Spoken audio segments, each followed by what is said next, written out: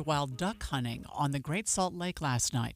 KSL News Radio's Adam Small has the latest. Police are saying two men were duck hunting near the Ambassador Duck Club in the wetlands northwest of the Salt Lake Airport when one of the men fell into the water and didn't resurface. Search and rescue looked for the man late into the night while the other man was safely taken to shore. Spokesperson for the Salt Lake County Sheriff's Office say they do believe alcohol was a contributing factor, but the investigation is still ongoing. We have reached out to deputies for an update, and we'll bring you any new information as soon as we get it.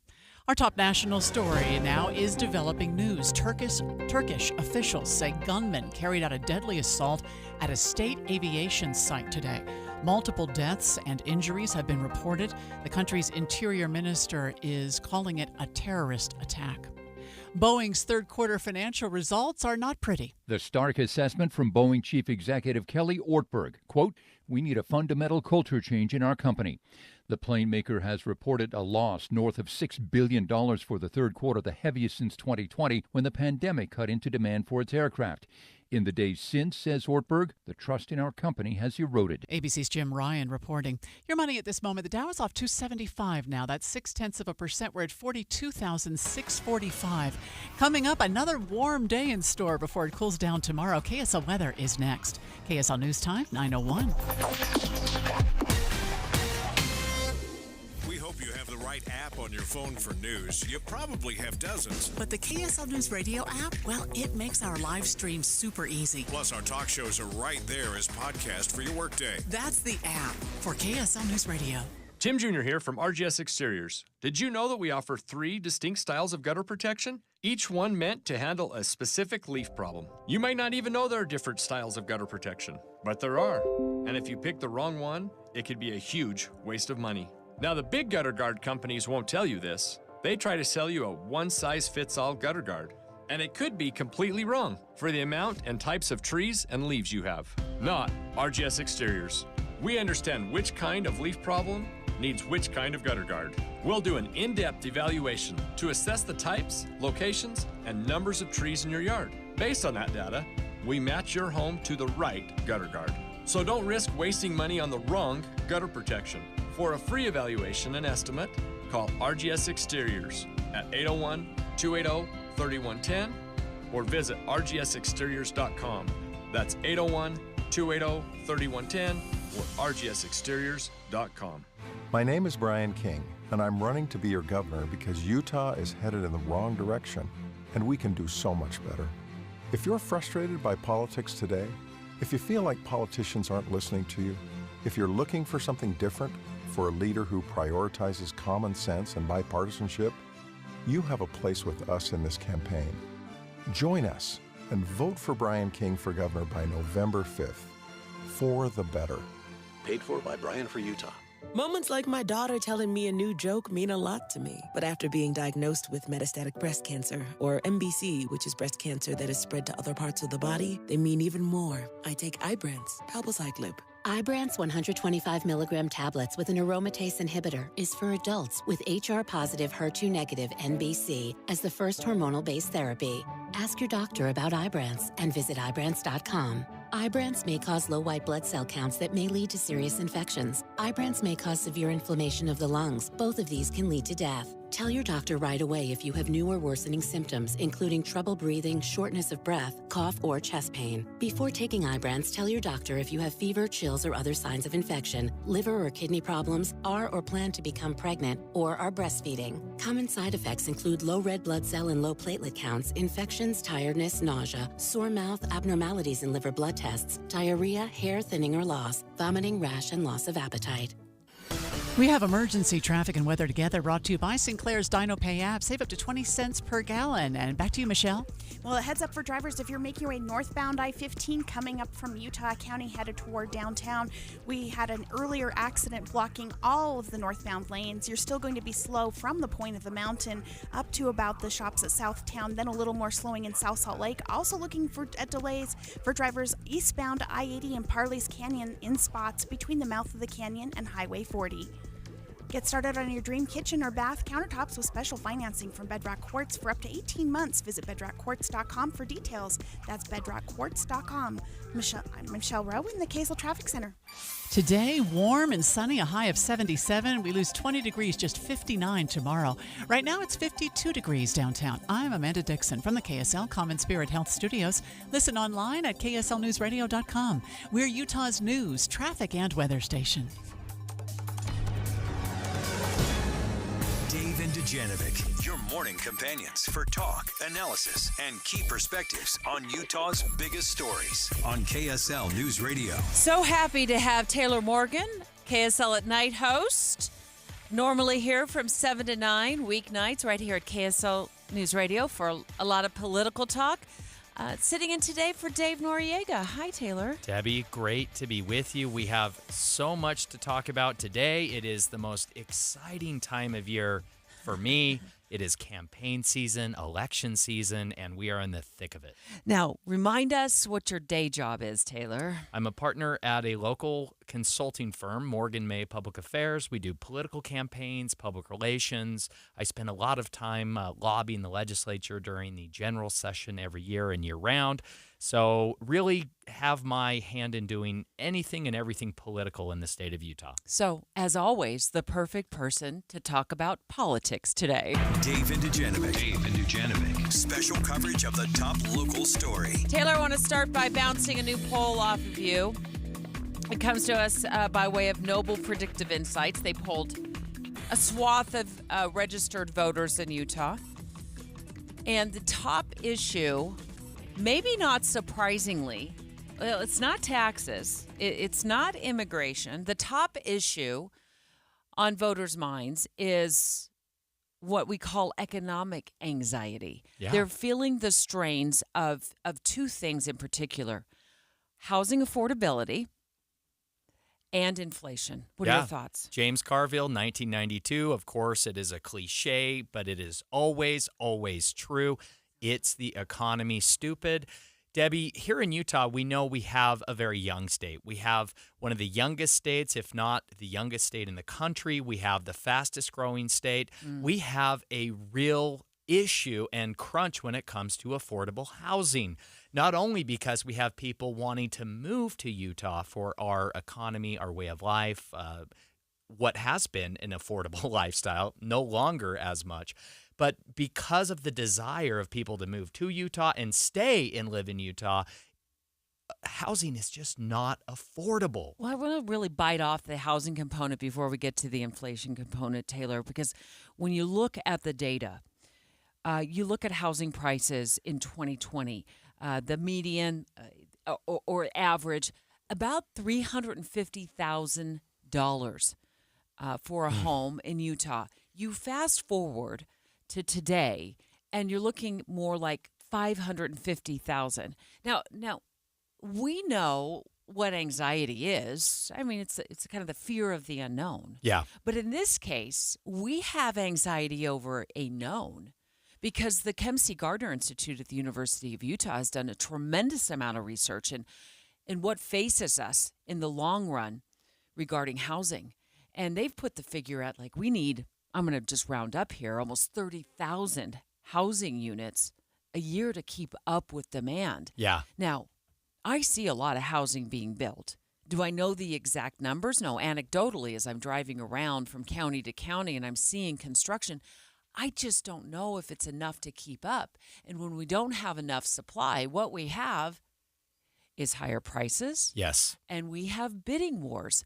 And to your point, that we have a very young population looking to start families, looking to get into something permanent where they're not having to worry about whether the landlord is going to up the rent, right, or if the landlord is going to sell the property and it's no longer going to be rentable. Yeah. Yeah. Where do they go, and how do we resolve this as a state? Well, and Debbie, speaking of rent, according to the Kempsey Gardner Policy Institute, the average cost of an apartment in Salt Lake County in 2010 was $940 a month. That has shot up. Remember those days? I do. When I was in college, living by the University of Utah, Debbie, I was paying $200 a month in rent, and I had my own room. Get off the show. Yeah. Seriously, get off the show. Come on now. People are yelling at the radio. Well, Get I'm just off saying. the show. Listen, this is what you did as a young person. I agree. Rent was affordable. Yes. And so, Debbie, you were able to sock money away in savings and save up. Well, not have anxiety. And not have.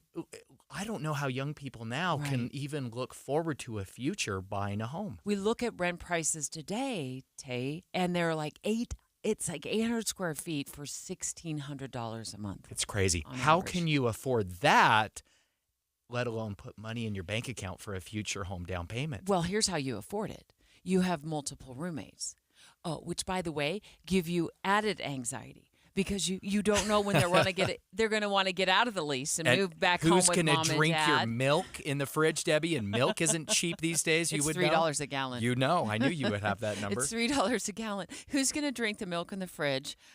Whether or not they're going to be able to come up with rent for the month. Yeah. So that creates a host of. I think living with roommates can be a great solution, but it is not a solution without potentially more anxiety added to the plate. Besides building, which we're behind on building, and we have been behind on building throughout this country, new housing units since the crash of the mid-noughts, 2007, 2008. It put some home builders out of business. It put a flood of homes onto the market for those who short sold their home, or just completely walked away from their mortgage altogether. And filed for bankruptcy and abandoned their home. Yeah. And once we had a flood of homes on the market for cheap, there was not a big need to continue to build. So we have been in this crisis has been building for well over a decade. We're now at this a decade and a half. How do we address this? Because this is a top issue that we're seeing. And it's not just this poll, it's other polls. We know this is top of mind for Utah voters. Yeah, absolutely. We have to do so much more. I will give a little bit of credit to our state legislature for being creative when it comes to incentivizing and supporting first-time home buyers. Remind us what that is. The state legislature created a new grant where they provided support and assistance with a down payment for first-time home buyers who were purchasing new construction of a single-family home. And so this was incentivizing builders to build these smaller, more affordable homes in new areas and then helping first-time home buyers get into these homes with some state grant money and some subsidized loans for that, down payment. We need to do a lot more. We need to add funds to that pool because it is running out. Okay, it is. Okay, Yeah. well, let's make sure we check on that either today or later in the week and talk more about that fund. Quick point. The home has to be, I believe, right around $450,000 or below. That's right. Which to me speaks townhome. Yeah. I live in a townhome now that I've downsized. I'm loving that lifestyle. However, how do young families feel about raising their children in a townhome? Perhaps it is a step into the housing market, and then from there you build equity. You do have to, I believe, repay that grant. You do. Once you sell the home to the state. So hopefully then they can reuse that money for another first-time home buyer. But does that set well with young buyers? Yeah, I think it depends on the family, Debbie. When I first got married, my wife and I bought a townhome. But as soon as we had our first child, we sold the townhome and then bought a little bit of a larger home that had a yard, right? Because we wanted that for our kids. I think that is the trend. But listen, getting home buyers into the first piece of real estate that they can own and start building equity instead of just paying rent, I think that is the goal. That is the way to help younger Utahns take that important first step forward. Taylor Morgan and I, Taylor in today for Dave Noriega, normally on KSL at night right here at KSL News Radio from 7 to 9, talking about a new poll from Noble Predictive Insights. It just dropped. They polled a number of registered voters and found out the top concern among us is housing affordability, followed by inflation. We've talked specifically the last few minutes about the lack of affordable housing in Utah and the cost of rent. Straight ahead, let's take a deeper dive into why inflation is continuing, even though it's leveling out, continuing to drive our anxiety. When we speak live with the Chief of Research at Noble Predictive Insights, Dave Byler, he's calling up the show straight ahead. Dave and Dujanovic. Here's a trick to podcasting at work and getting all the Utah news you love. Download the KSL News Radio app. The podcast for Utah's morning news and Dave and Debbie are right there. Dozens of podcasts a day. That's the app for KSL News Radio. Fall is the season of change. As the leaves start to fall, it's time to rake in extra cash for the changes you need with a 4.99% APR home equity line of credit from Golden West Credit Union. Finally start that kitchen remodel, pay for unexpected expenses, or consolidate high-interest debt. Enjoy this low promotional rate for 6 months and make your home's equity work for you.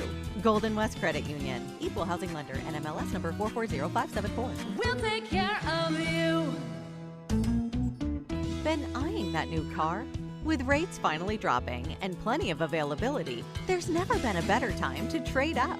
Let Golden West get you into your new car, truck, or SUV with a low-rate auto loan designed to fit your budget, whether you're buying new or used. See today's rates and apply in minutes at gwcu.org or ask for Golden West financing at the dealership. Golden West Credit Union. We'll take care of you. Early voting has started in parts of Utah. Polls opened around 8 o'clock, and they had a pretty steady stream of people coming in to vote. Before you enter the booth or fill out the mail-in ballot, get in-depth coverage of the state races that matter to you. It's your voice, your vote. Elections 101 on KSL News Radio. In your car at 102.7 FM. What's up, everybody? I'm Mike Wilson with Any Hour Services, and if you have a drain that's clogged or backed up, after you've tried the plungers and products, the next step usually involves some kind of drain snake or cabling equipment. You see, sometimes the blockage is far enough down the line that you need special equipment that most homeowners just don't have. That's where the Drains Department at Any Hour Services can help. A drain snake can clear most blockages and get the water flowing again, and clearing blocked drains is what our Drains Department does day in and day out. So if you're a homeowner with a drain line that's clogged or backed up and you'd like one of our drain technicians to come and snake the line for you, it's only $29. Yep, you heard that right. Any Hour Services will snake any drain line with normal access for only $29. Sinks, showers, tubs, toilets, floor drains, laundry drains, even that sewer main line that connects to the city. We'll snake any line for just $29. For help with your drain issues, call Any Hour Services at 801-443-7700. You can Google Any Hour Services. You can even schedule online at anyhourservices.com. No one helps more homeowners than Any Hour Services. This Friday, join KSL News Radio and NPS from 10 to 1 as the movie show stops by. Then, browse and uncover what makes NPS so great. With 4 locations, NPS takes a new inventory every day. Then, they check all competitors' retail pricing before marking items down 20 to 70% off. You're invited to visit the movie show this Friday from 10 to 1. And that's the first step to discovering NPS. Visit npsstore.com to begin your own NPS adventure. npsstore.com.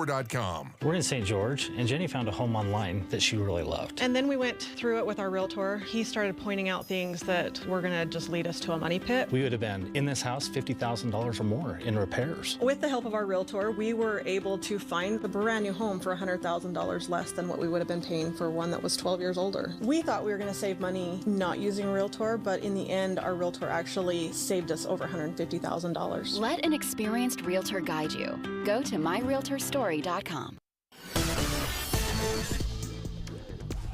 We have emergency traffic brought to you together by Sinclair's Dino Pay app. Save up to 20 cents per gallon. We have unusual slowdowns northbound I-15 due to an earlier crash, which earlier blocked all northbound lanes right about 106 South. You're still backing up to about the Adobe building in Lehigh. That's going to still go up into about Southtown Mall.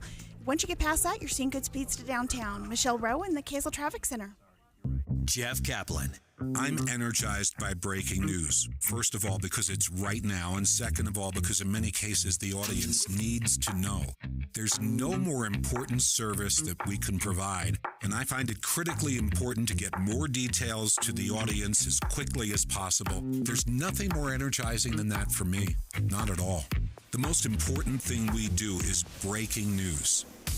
I am gratified that so many people listen to me every afternoon on KSL, but what they don't know is that there are so many people behind the scenes making it happen, checking on the traffic, answering the phones, making the calls, talking to the newsmakers. They're out in the street, into the field to get the raw information, and then putting it all together so that I can sit in front of a microphone and be a source of information every afternoon. But there are so many people who make it happen. That's what you don't know. Ride Home with Jeff Kaplan, weekdays 3 to 7 on KSL News Radio. With the 3 things you need to know this hour, I'm Amanda Dixon. First, multiple people are dead or injured in Turkey after a reported terrorist attack. Second, Boeing reported a loss north of $6 billion for the third quarter, the heaviest since 2020 when the pandemic cut into demand for its aircraft. And third, crews are looking for the body of a duck hunter who police say drowned on the Great Salt Lake last night. Right now, sunny and 52 degrees in Salt Lake City. Back to Dave and Dujanovic on KSL News Radio. Dave and Dujanovic. It's political strategist James Carville who said it many years ago. Stay focused. Talk about things that matter to people, you know? It's the economy, stupid, okay? And that's exactly what Utah voters are telling a pollster, that it is the economy that is giving them anxiety. And specifically, the economic anxiety they're feeling has to do with housing affordability in the state of Utah, which is almost an oxymoron because housing is hardly affordable. You know what I mean. If you're my age and you have kids who are in their 20s, they're nervous about being able to afford a home ever in their home state. And then second comes inflation. Yeah. And we've been talking to Taylor Morgan. He's a KSL at Night host who's filling in today for Dave Noriega about his thoughts of why our anxiety stays elevated on these 2 issues, more so than education, more so than taxes, and more so than immigration. I think when we look ahead to the future, and especially younger Utahns, I remember being in this position myself not too long ago, Debbie. I'm getting older these days, but I remember very clearly what it was like to be a young, newly married Utahn. And I had a plan for becoming a homeowner. And back then at the time, in the early 2000s, that plan was so much easier. It was very, very straightforward. My wife and I, when we got married, we had saved up some money. We went and bought a townhome together right when we got married. We drained our savings account and checking accounts. We literally had $2 left. We bought lunch with some Cafe Rio gift cards. That's all we had left, okay? We bought a townhome when we got married, and over time, we built some equity. And a few years later, we were able to then step in to buy our home, which was a little bit larger and had a yard for our kids. All of that was possible because we saw the potential to save. It incentivized our financial choices, right? I don't know that young people today see that same future. When we bought our first home together back in the good old days of 1995-ish, we bought a home for $157,000. At the time, that number did not feel as scary as $550,000. When you Debbie. talk about owning or having a mortgage that is sneaking up toward $750,000 when you are a first-time home buyer, I can see where this anxiety is setting in. It's like a pit in my stomach as I talk about it. Let's bring on David Byler. He's with Noble Predictive Insights. Good morning. Good morning. Thanks for having me. Yeah, we appreciate you doing this survey. It's not the first time we've heard voters say this is one of their top issues. Let's start with the housing component, David. And what were you hearing from voters across Utah as you're asking them this question about economic anxiety? Well, it is wild. So first we ask them just a basic question. We give them, a dozen different issues and say, hey, which is your top issue? And affordable housing is one of the ones that we usually ask about. But people have just been saying, that's one, that's number one, or that's my top 3. That's huge. They've just been telling us above inflation, above immigration, above abortion, above all these other political issues that grab the headlines. People are worried about housing costs. Even later in our surveys, when we give them kind of open-ended chances to talk about their concerns and so on and so forth, even if we give people a tangentially related question, any opportunity, a lot of people will say, man, housing costs are too high. It's just too much. So we are seeing that this is a huge concern for voters, and it's a growing concern. We're polling in Utah, polling in Nevada, polling in Arizona all the time. These are boom states, and just really over the last year or 6 months, people have said more and more and more, I am having trouble affording rent or my home. We're speaking with David Byler, Chief of Research at Noble Predictive Insights. David, how does the Utah data compare to results in Nevada and Arizona? Are voters in those states as concerned about housing affordability as Utah voters are? Actually, this was a surprising statistic for me. Affordable housing was higher in Utah than it was in Arizona or Nevada in terms of being most important top issue. I think some of that is the fact that Utah is a red state, so you get a little bit less of those pitched battles over the national issues, right? Things like illegal immigration or abortion or some of these other issues that are hotly contested. There's a majority consensus on some of them in Utah, and that leaves some room for issues like housing. But really, it was very, very striking that this was such a big concern in Utah in particular, which is one of these, Western magnet states that's just outside of sort of California, Washington, and Oregon. That's just become such a home and a target for in-movers. Do you get anything from the data at all, or the polls from voters as what they need, what they want policymakers to do about it? Because building homes does take time. Yeah. This is I think honestly kind of a rational thing about voters, something that voters do that makes sense. A lot of times when you poll them, they gesture at a problem and then they're very open to a lot of different types of solutions, right?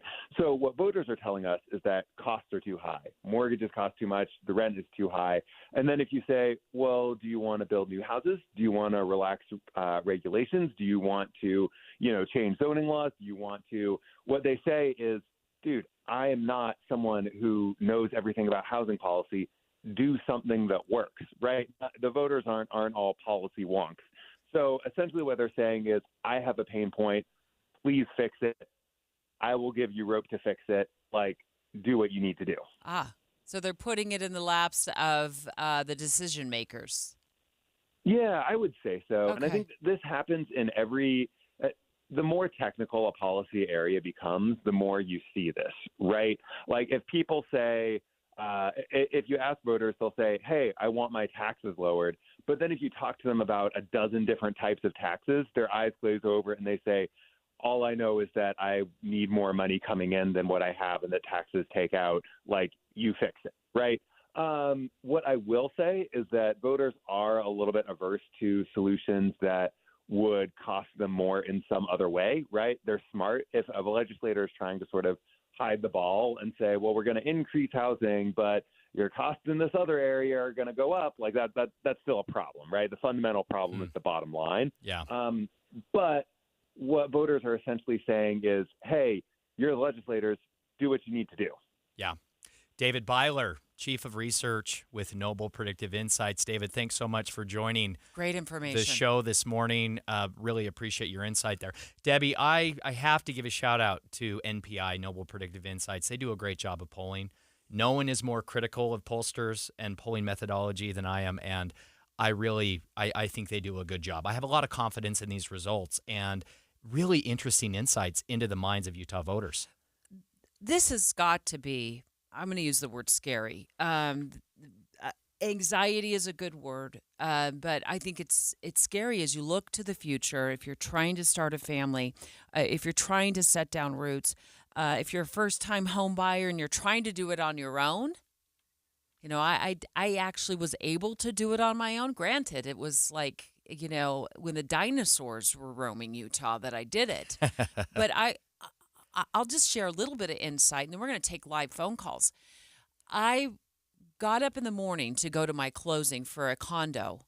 And I you're going to laugh at how little this condo costs. It was in Holiday, and I think it was under $80,000 or right around $80,000. It might have been in the low upper 70s. I have to go back and I still have my closing documents. I got up that morning to go to my closing to sign all of the paperwork. They already had my deposit, my earnest money, everything. I was excited the night before. I got up in the morning and I refused to go to my closing. I said, I'm backing out. Wait, why? I got scared.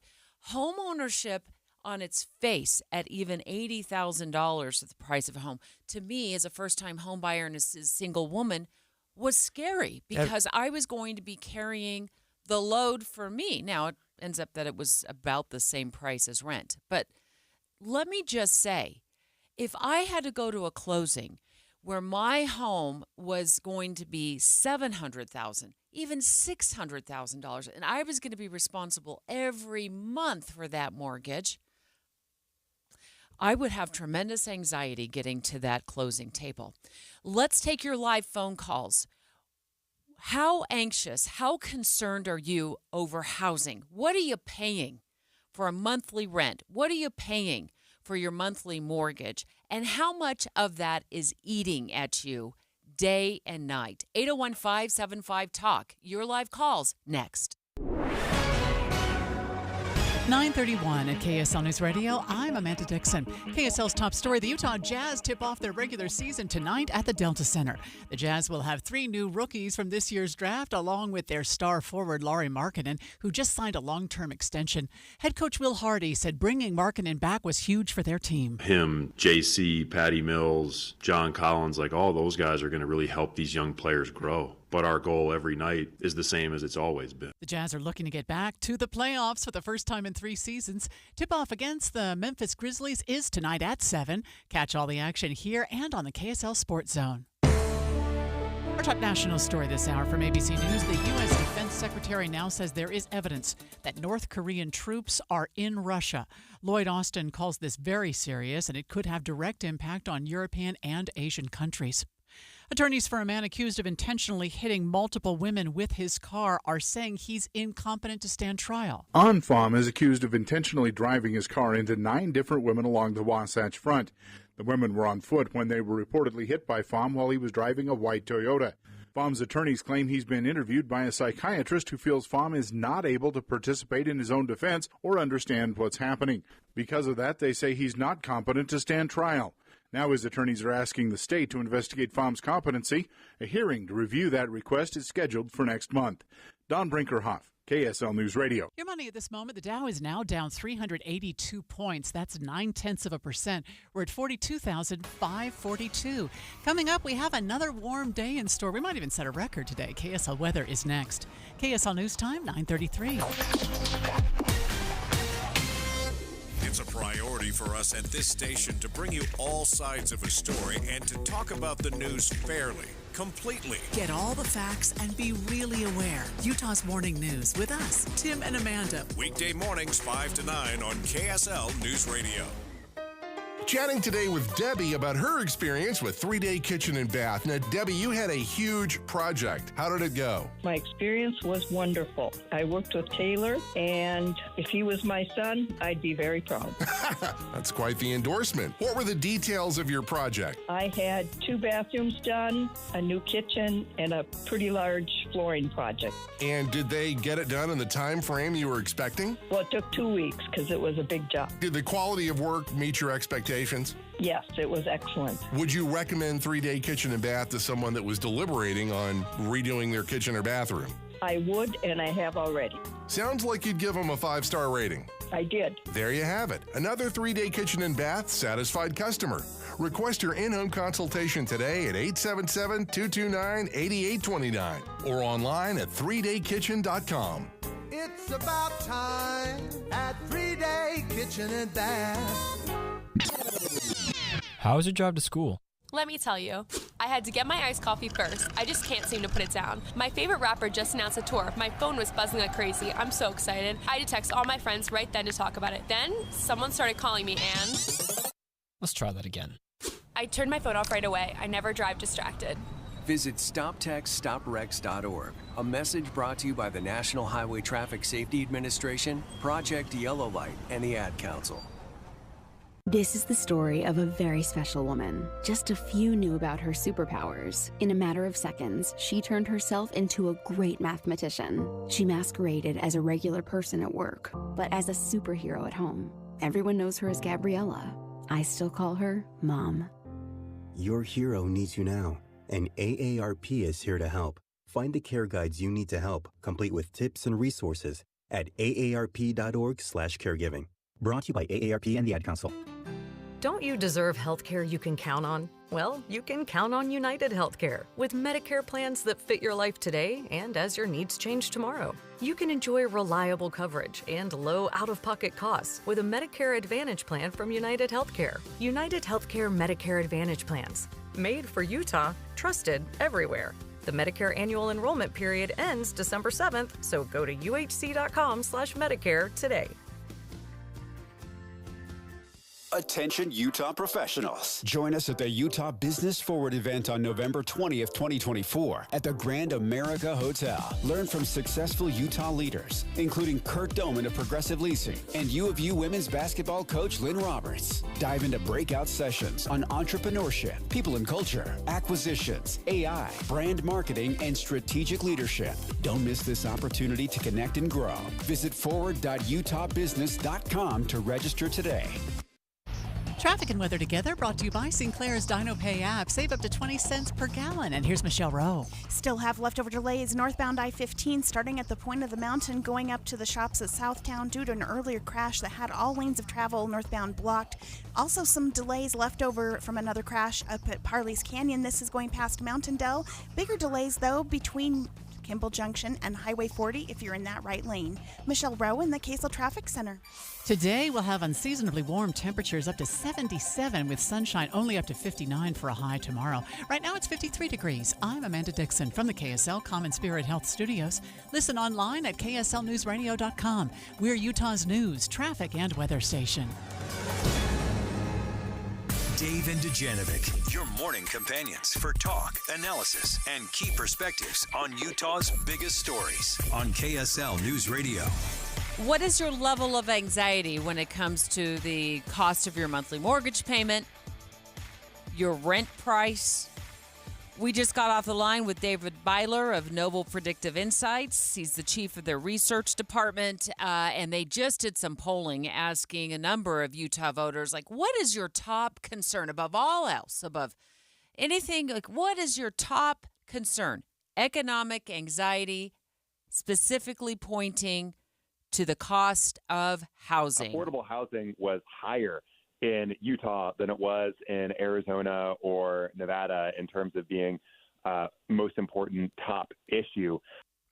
David said something, Debbie, that I thought was so interesting. Of course, referring to David Byler with Noble Predictive Insights. This is a polling firm that recently did a poll here in Utah asking voters what issues they're most concerned about.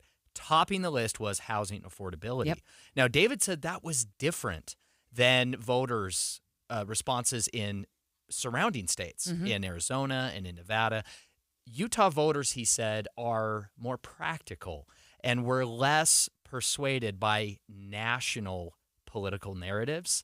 I thought that was really interesting, but voters here really are stressed out about affordable housing. It was the number one issue by far here in Utah, and that's different than the surrounding states, Debbie. And we can see why. And it probably doesn't help that old-timers like me talk about... Yeah, you and your $80,000 townhouse, Debbie. I think it was even a little less expensive than that. We're taking your live calls. Of course, that was in 1990-ish, maybe 1992.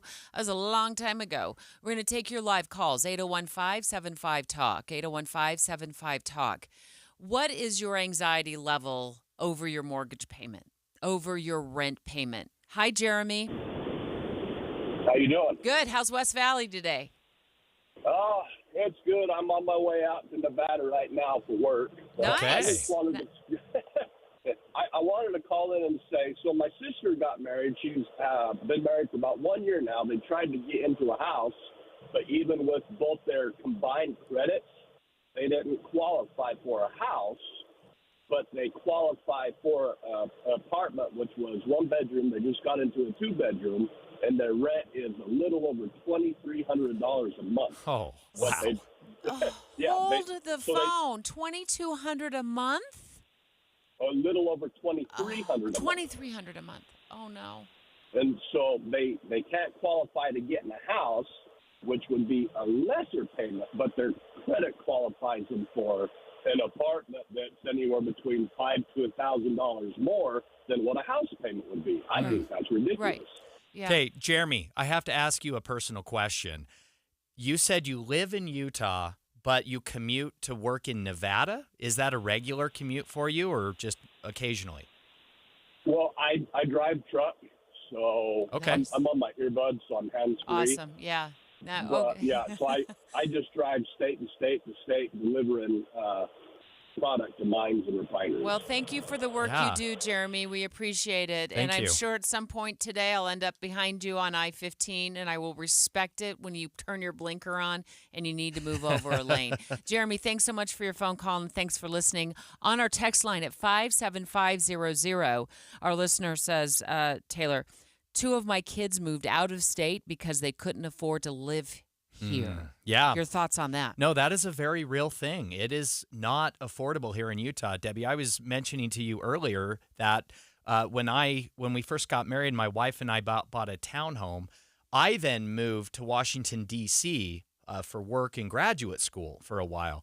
The plan was for both of us to move out to Washington, D.C. and build my career there. However, it simply wasn't affordable to live in Washington, D.C. or Northern Virginia. I didn't ever see home buying in the future for me there, and that's one of the reasons we chose to move back and stay here in Utah was housing affordability. It's no longer the case. Younger Utahns are having to move out of Utah to pursue the dream of home ownership, and it's tragic in a way. I asked Jeremy that question about where he lives and where he works, Right. Debbie, because I think one of the things contributing to the housing costs in Utah is the ability to work remotely. A lot of people are choosing to live in Utah because it's so beautiful here. Yeah. And they're able to then work virtually, remotely. That has contributed to the high cost of housing here. Taylor Morgan in today for Dave Noriega. Dave just taken a day off. Taylor Morgan of KSL at Night, also a partner at Morgan May Public Affairs, does some lobbying, a lot of lobbying as well. Here in Utah, on Utah's Capitol Hill. He's been a political insider over the years, talking about the number one issue that pollster Noble Predictive Insights says that voters are telling them here in Utah that they're facing is affordable housing. It is the number one thing that voters list when they're asked this question. Hi, Jamie. Hi. Well, Can you hear me? yeah, we can, and you sure live in a booming part of the state of Saratoga Springs. Oh, I do. It is intense down there at the moment. Lots of the new housing that you're talking about. Yes. With the new neighborhoods and affordable housing, condos, townhomes are doing great down there. Yeah. One of the issues that I'm finding as a townhome owner, 6 years ago I was able to get in. I'm in my upper 30s, single, so I was lucky to get in at an affordable rate for a townhome, and the plan was, as you guys were talking about this, build up some equity, upgrade when I can. Unfortunately, at this point, my income, I'm a teacher, my income has not raised enough to match the inflation rate, especially from the mortgage interest rates right now. Yeah. And even though I have built a fairly good equity in my current townhome, I can't afford to sell because I can't afford to buy. Right. Yeah, you're stuck in that pickle, like between first and second base, where you're trying to make progress to get to that next home, but you realize running back to the townhome is more economically sound for you. I have so many friends. I have family members I talk to. We're all in that same state of mind. If I sell here, where does that get me over there? Yeah. besides maybe a larger mortgage payment. The golden handcuffs of the low interest rate on your first property, right? Yes. Now, Debbie, I know this is a hot button issue for you, and we're almost out of time this segment. Jamie mentioned her income. Now, she said she's a teacher. Yeah. Let's not go down that road, Debbie. I know you have thoughts, and I agree with many of them. But one of the important points here is that incomes are not keeping pace with the cost of housing, and that is across the board, no matter what your profession is. We were looking up some statistics on housing prices from 2020, and you could grab a home in Utah for about $350K just 5 years ago. Now we're looking at an average of $550K. So, Jamie, unfortunately, you are in good company with so many of your fellow residents here in Utah where it's like, what do I do? Where do I go? And $550K, sorry, but it probably still has that avocado green toilet sitting in the guest bathroom. I think you pay more for those nowadays, Debbie. Right? They're probably, and you need a new roof. Straight ahead, we've got some big news to talk about with the CDC saying that Utah has been impacted by McDonald's E. coli outbreak. What you need to know, if you've eaten at McDonald's, the Utah Department of Health is joining us straight ahead to talk about warning signs and symptoms of E. coli. Dave and Dujanovic. A lot of us are filling our workdays with podcasts. When you're working, go to KSLNewsRadio.com. Click on Dave and Debbie's podcast and pick a topic and story length. Podcast with Dave and Debbie. Then get to work with KSL News Radio. The last time that Dave and I sat down with the owner of Master Electrical, Steve, love having conversations with him. We were so excited to talk about how they were joining with Mountain Home Services and how well everything has been going. And this is so great for you because it not only means, you get the same great quality work that Master Electrical has always done since 1954 here in the state of Utah. On those electrical outlets you need to have redone, those ceiling fans you want to get put in, and, that new lighting that you need to update your home. But they can also focus now with Mountain Home Services on your HVAC, your heating and air, your plumbing. And then I want to make sure you remember they've added fireplaces to the mix. This is so exciting, just in time for colder weather. It's coming, friends. It's coming. Winter will be here before you know it. And you want that gas fireplace expertly installed. So what do you have to do to get that upfront pricing guarantee with no hidden fees? You just have to give Mountain Home Services a call. Let me give you the phone number, 801-543-2222, 801-543-2222. Or if it's more convenient for you, you can always look them up online at mountainhomeutah.com. KSL Broadcast Group contests are open to participants 13 years of age and older that are residents of Utah, Idaho, Wyoming, and Nevada, unless otherwise specified. Employees or agents of the station, Bonneville International Corporation, or other area radio stations, or any entity associated with the contest may not enter. Persons who have won in the last 90 days from a station contest or event are not eligible. Full general contest rules are available at kslnewsradio.com. Want to avoid getting sick this fall? Getting your immunizations is a classic approach. You can protect yourself against the flu, RSV, pneumonia, and COVID.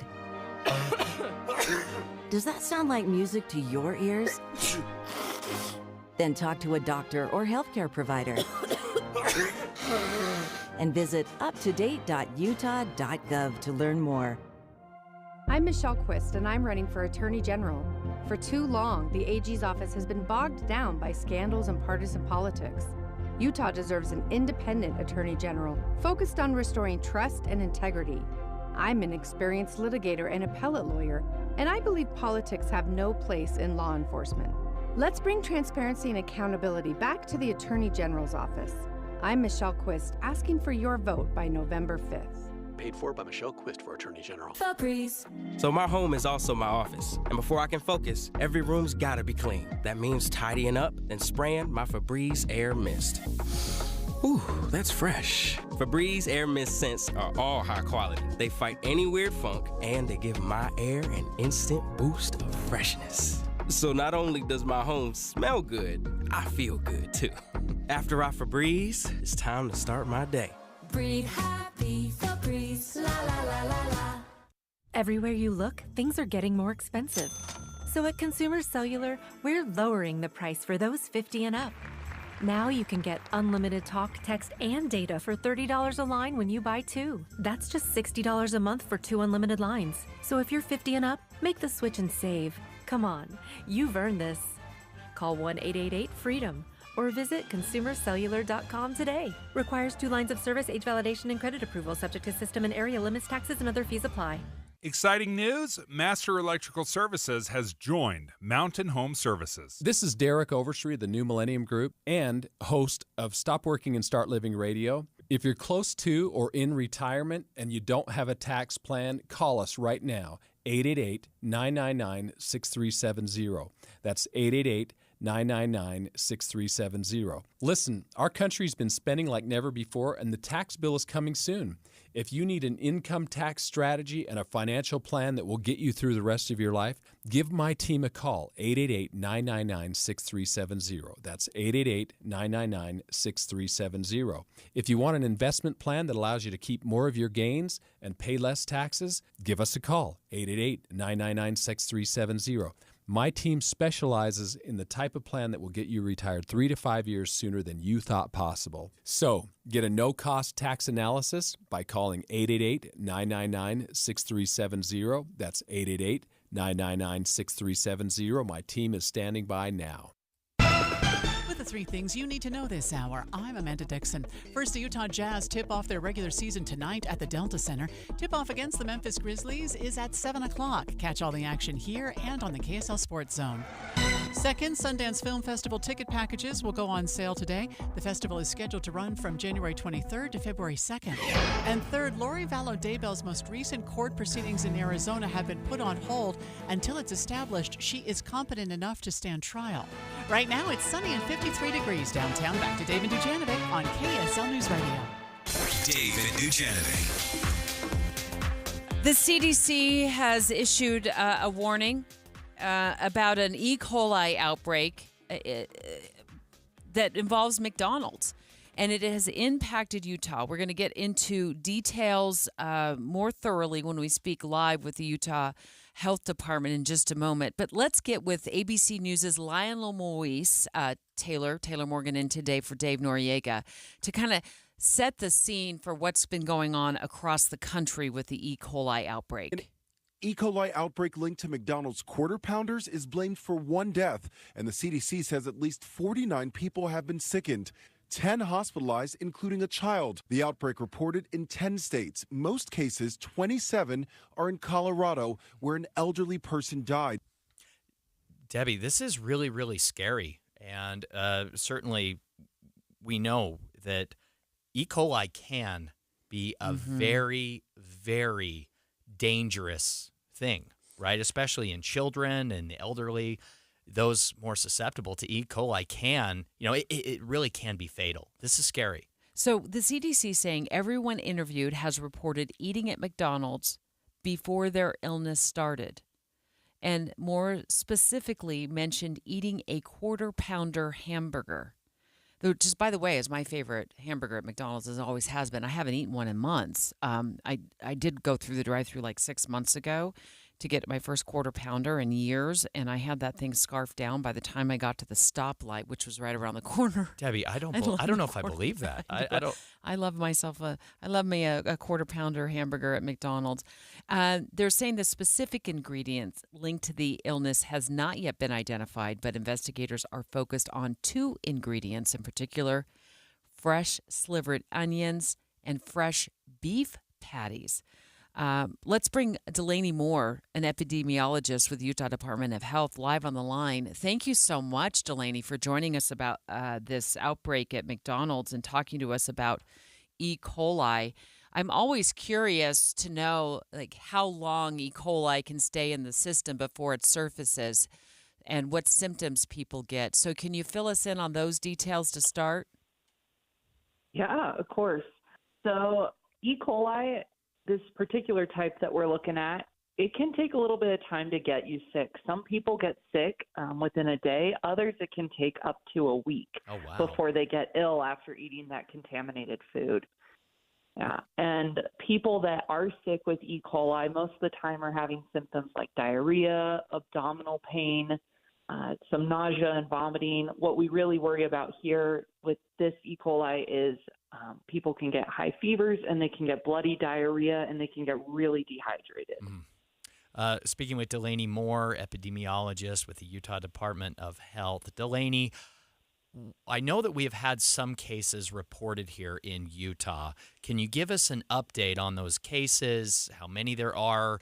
Are they concentrated geographically in a certain part of the state? What should we know? So we have 4 cases here in Utah. They're spread out throughout the state. A lot of them are still under investigation. I think something really important to know is that those 4 cases are likely an underestimate. Most people who get sick with something like this, they don't go to the doctor. Think about the last time maybe you had diarrhea or vomiting. You probably didn't go to the doctor. You probably didn't get tested. So there are a lot of illnesses out there that may be linked to this outbreak that we just don't know about. And Utah's 4 cases. It looks like Colorado is had the bulk of cases at 26. The CDC reporting 9 in Nebraska, but overall, 49 people from 10 states have gotten sick from the same strain of E. coli. And as I looked at the CDC's interactive map, it seems as though these states are kind of look like maybe they were sort of peppered in the West. But what Taylor asked about geography in Utah. Are they? Do you know, Delaney, if they're just focused on certain states just in the West, or is this potentially all over the country? So right now, it's looking like it's focused in the West. Sometimes we see that just because of the distribution of a particular food. So you mentioned earlier that they're looking at ground beef and slivered onions. And as part of that investigation, one of the things that the FDA and the USDA are going to be looking at is where are those products distributed? And maybe they're only distributed at stores out here in the West. But we'll know more in the next few weeks as we see more of the investigation ongoing and we're getting more details from cases. Now, according to the CDC press release, the CDC has said that McDonald's is removing suspect ingredients temporarily from these quarter pounders, but you said that one of the suspected ingredients is the beef itself. So I don't think you can remove the beef patties altogether. Maybe you remove certain orders of beef that you can track. What do you think it should happen here? What do Utahns need to know? Are Utahns safe to go to McDonald's and get a quarter pounder? Maybe just get a Big Mac instead? What would you tell Utahns to do? So the good news is that not only have the beef patties and the slivered onions been removed from McDonald's stores here in Utah, but quarter pounder hamburgers are actually not going to be available. Maybe that's not good news if you love those quarter pounders, but it's good news if you don't want to get sick right now. Yeah. So you can still go to McDonald's, but those quarter pounders should not be available, and hopefully that will make everything work out okay, and you should be fine to eat there right now, just not the quarter pounders. Delaney Moore, epidemiologist with the Utah Department of Health, thanks so much for joining us. Debbie, I want to make sure we get to this. We have a statement from McDonald's USA President Joe Erlinger. Let's listen to the latest from him.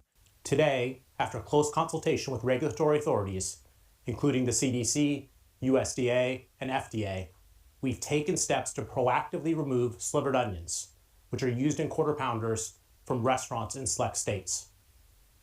We also made the decision to temporarily remove the quarter pounder from restaurants in select states. The decision to do this is not one we take lightly, and it was made in close consultation with the CDC. It's important to note that the majority of states and the majority of menu items are not affected. This is a temporary change as the investigation continues, and we are working quickly to return our full menu in these states as soon as possible. We've been talking about what the CDC has called a severe E. coli outbreak in Mountain West states. linked to McDonald's Quarter Pounders. We just hung up with the health department on the signs, the symptoms of E. coli. It can take a few days before you notice the symptoms. We're going to compile all of this information and make sure that you have it at the ready at kslnewsradio.com.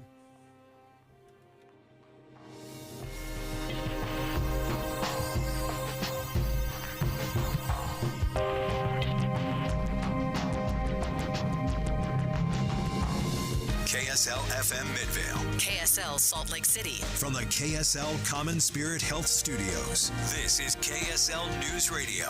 Utah's news, traffic, and weather station. It's 10 o'clock at KSL News Radio. I'm Dan Bonas. KSL's top story this hour. Crews looking for the body of a duck hunter who police say drowned in the Great Salt Lake last night.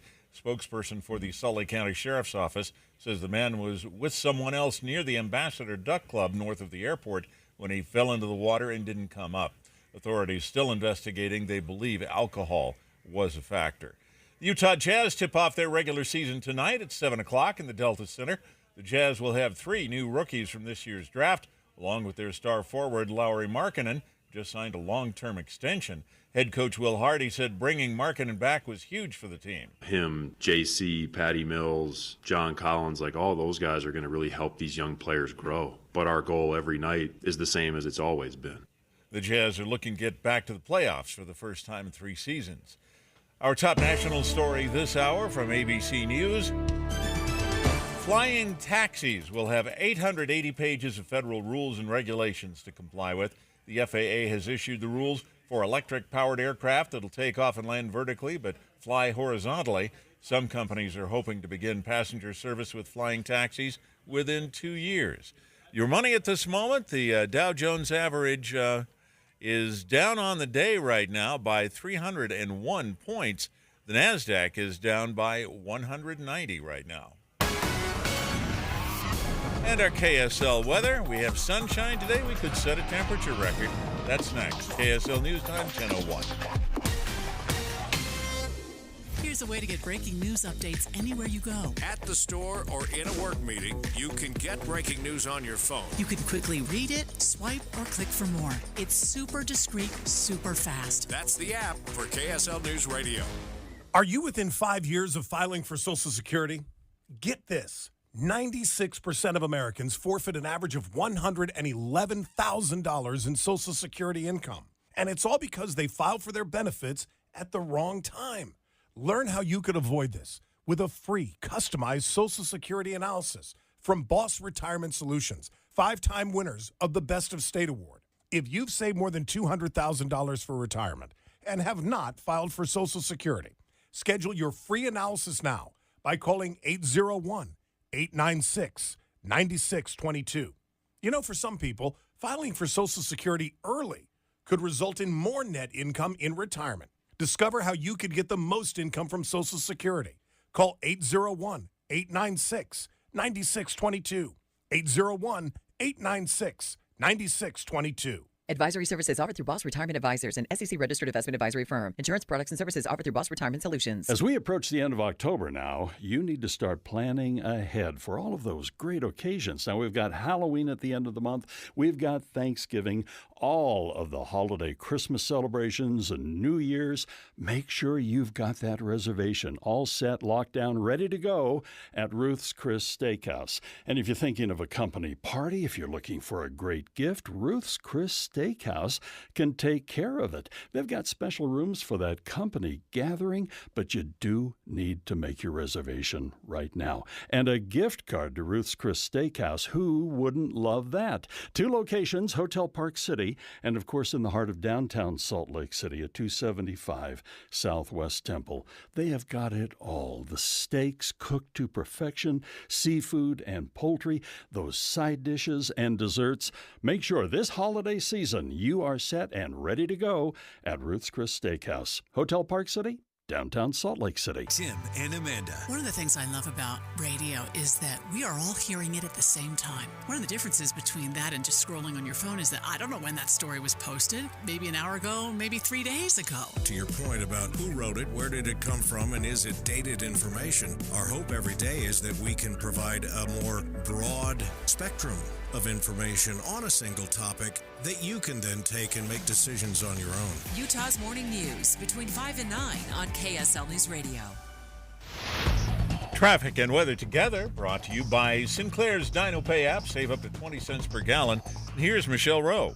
A new crash at a point of the mountain, slowing down traffic northbound I-15. Once again, this is just prior to Bangerter Highway. Traffic's backing up to the exact point of the mountain. For drivers making their way eastbound I-80, we have construction slowing you down there as well. This is big delays between Kimball Junction and Highway 40. Foothill Rug Gallery semi-annual sale. Save up to 70% off already low direct importer prices. Get a curated handmade rug before the holidays during the sale. Foothill Rugs, 1460 South, Foothill Drive. I'm Michelle Rowan, the KSL Traffic Center. Well, we could match a temperature record today with a high of 77. Tomorrow, our high will only get to 59 degrees. Then we're back into the 70s for the weekend. And right now, 57 degrees with sunny skies. I'm Dan Bonas from the KSL Common Spirit Health Studios. Listen online at kslnewsradio.com, Utah's news, traffic, and weather station. Dave and Dujanovic, your morning companions for talk, analysis, and key perspectives on Utah's biggest stories on KSL News Radio. Your voice, your vote, 2024. Special coverage on KSL News Radio. Let's talk to Taylor Morgan, our KSL at Night host, who's also a political insider, about what appears to be a Republican shift to encourage early voting. Former President Trump talking to Fox News about this today. And what I want to ask you, Taylor, is it does seem like this tactic to shift and encourage Republicans to get out and vote early is working. It is. Absolutely. Debbie, I think the Donald Trump campaign and national Republicans learned a very hard lesson back in 2020 when the Donald Trump campaign was actively discouraging supporters from using early voting or voting by mail. And I think that really tied into Donald Trump's loss in 2020. Just a pro tip, as a campaign consultant, it's never a good idea to discourage your supporters from voting in any way, shape, or form. I want to pick your brain in just a moment, Taylor, from your experience, what the benefits are to any campaign to encourage voters, their base, to get out early and vote, whether in person voting early or by mail. This is what former President Trump said today on Fox News when he was speaking to Brian Kilmeade, a Fox News anchor. Well, it's interesting. I really feel I'm very mixed. I have the old standard of the Tuesday vote and all. A lot of people like to vote, and I'm really mixed. The main thing to me is you got to vote. You got to vote. Voting early, I guess, would be good, but, people have different feelings about it. But the main thing is you got to get out, you got to vote. And I'll be voting early. So a little bit still of a mixed message there coming from Donald Trump yet. However, he is no longer discouraging any specific form of voting, including early voting or by mail voting. He said the important thing is you got to vote. And this, Debbie, is a very intentional strategy shift by the Donald Trump campaign. Donald Trump's campaign, as well as Republicans in various swing states and national Republicans, have already spent millions of dollars on an effort specifically to push Donald Trump's most loyal supporters to change their minds about early voting and voting by mail. We do have some evidence to suggest that it is working. So let me lay out these numbers. NBC News is tracking mail-in and early in-person votes across the nation, and then they break it down by state. They also allow from their interactive chart, you can break it down by gender, you can break it down by age, and you can break it down by the category of party registration. As of just right now, I just pulled up the site, more than 21 million voters have cast either a mail-in or gone in person to early vote. We're at like 21.5 million. Yeah. So it's approaching 22 million at this point, and we're still days out from, quote unquote, of course, Election Day, which is going to be the deadline for, in-person voting. To date, 45% of those who have cast their ballots early are registered Democrats, Taylor. And I want to compare it to this number. NBC News shows that 38% of those who have cast their ballots early are registered Republicans. So we still have more Democrats casting their ballots early compared to Republicans. There's a 7-point spread there. Do you think that 38% of that, though, is an impressive turnout this early on for Republicans, given this new tactic? Yes, absolutely. Now, it depends on the state, but in many states, for example, Pennsylvania. Let me look. 29%, I believe, Republicans. of the early votes are Republicans. Debbie, that is double from where it was in 2020. Okay. We are way up in many swing states, including Pennsylvania, on the Republican share of the early vote at this point in the election. So it's 29% in Pennsylvania in terms of all of the early votes have been cast by Republicans, 62% by Democrats. Yeah. So Democrats still more than double. What does that say to you? How does that speak to you? Historically, Democratic voters have always voted earlier, and they have been more likely to participate by mail and by absentee ballot. That is the historical norm. And so, of course, Republicans historically have been more likely to wait and to vote at vote centers or county clerk's offices or traditional polling locations on Election Day.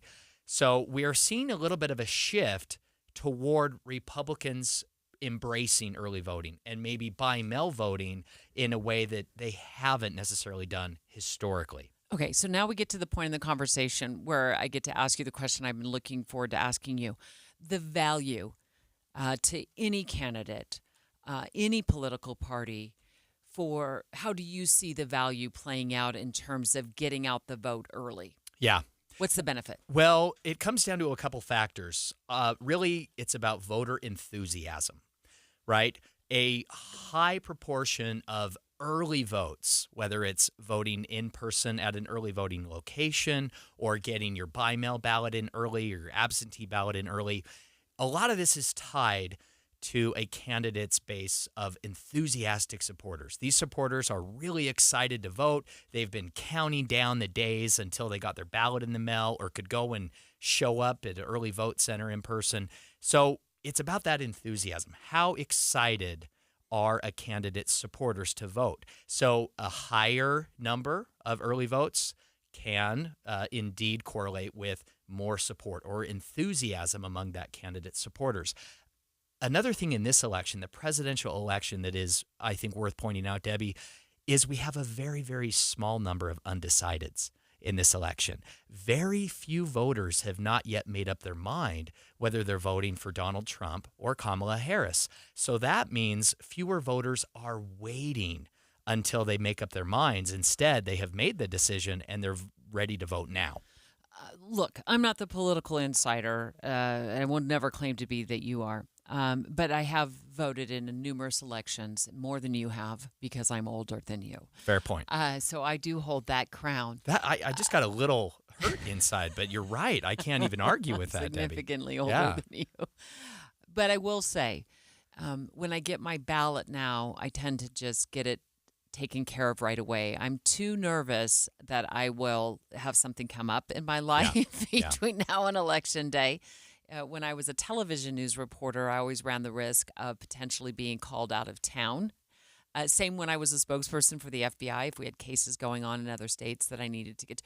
So to me, I didn't want to run the risk of not being able to get back to my ballot in time to get it in the mail in time or drop it off at a ballot box. what is your take on procrastination and how that impacts our life, getting in the way of casting our ballot if we wait too long? Yeah, no, is that a risk? It is absolutely a risk, Debbie. And I understand that voters want to research the candidates and they want to get their ballot, and then they have time. You have about 3 weeks, right, to actually research the issues, research the candidates. You can go online and do that, in the comfort and convenience of your own kitchen counter. You have plenty of time. But Debbie, the longer you wait to get that ballot in the mail, the more risk you run of missing a deadline. The deadline for postmarks this year is November 4th. You've got to get your ballot postmarked by the Monday before Election Day. You can drop it off at a post office on Tuesday, Election Day, or take it into your election official's office. So here's the thing. The longer you wait, the more you risk missing a deadline. Maybe you want to go and vote in person at a vote center or your clerk's office. That's great, but you also risk missing office hours or deadlines, or maybe going to the wrong location in the wrong building. You have your ballot right now. Take your time, make up your mind, but just get it in the mail. And here's another fun fact, Debbie. If you're sick of getting the text messages, the phone calls from candidates or campaigns, you can stop all of that by getting your ballot in. Because candidates and campaigns pull a has voted report.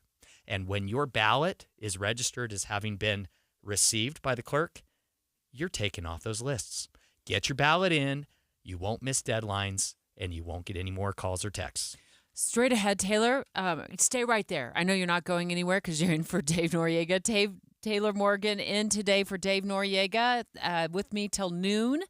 I want to ask you what the latest polls tell us this close to Election Day, or if they tell us anything at all, specifically in those key swing states.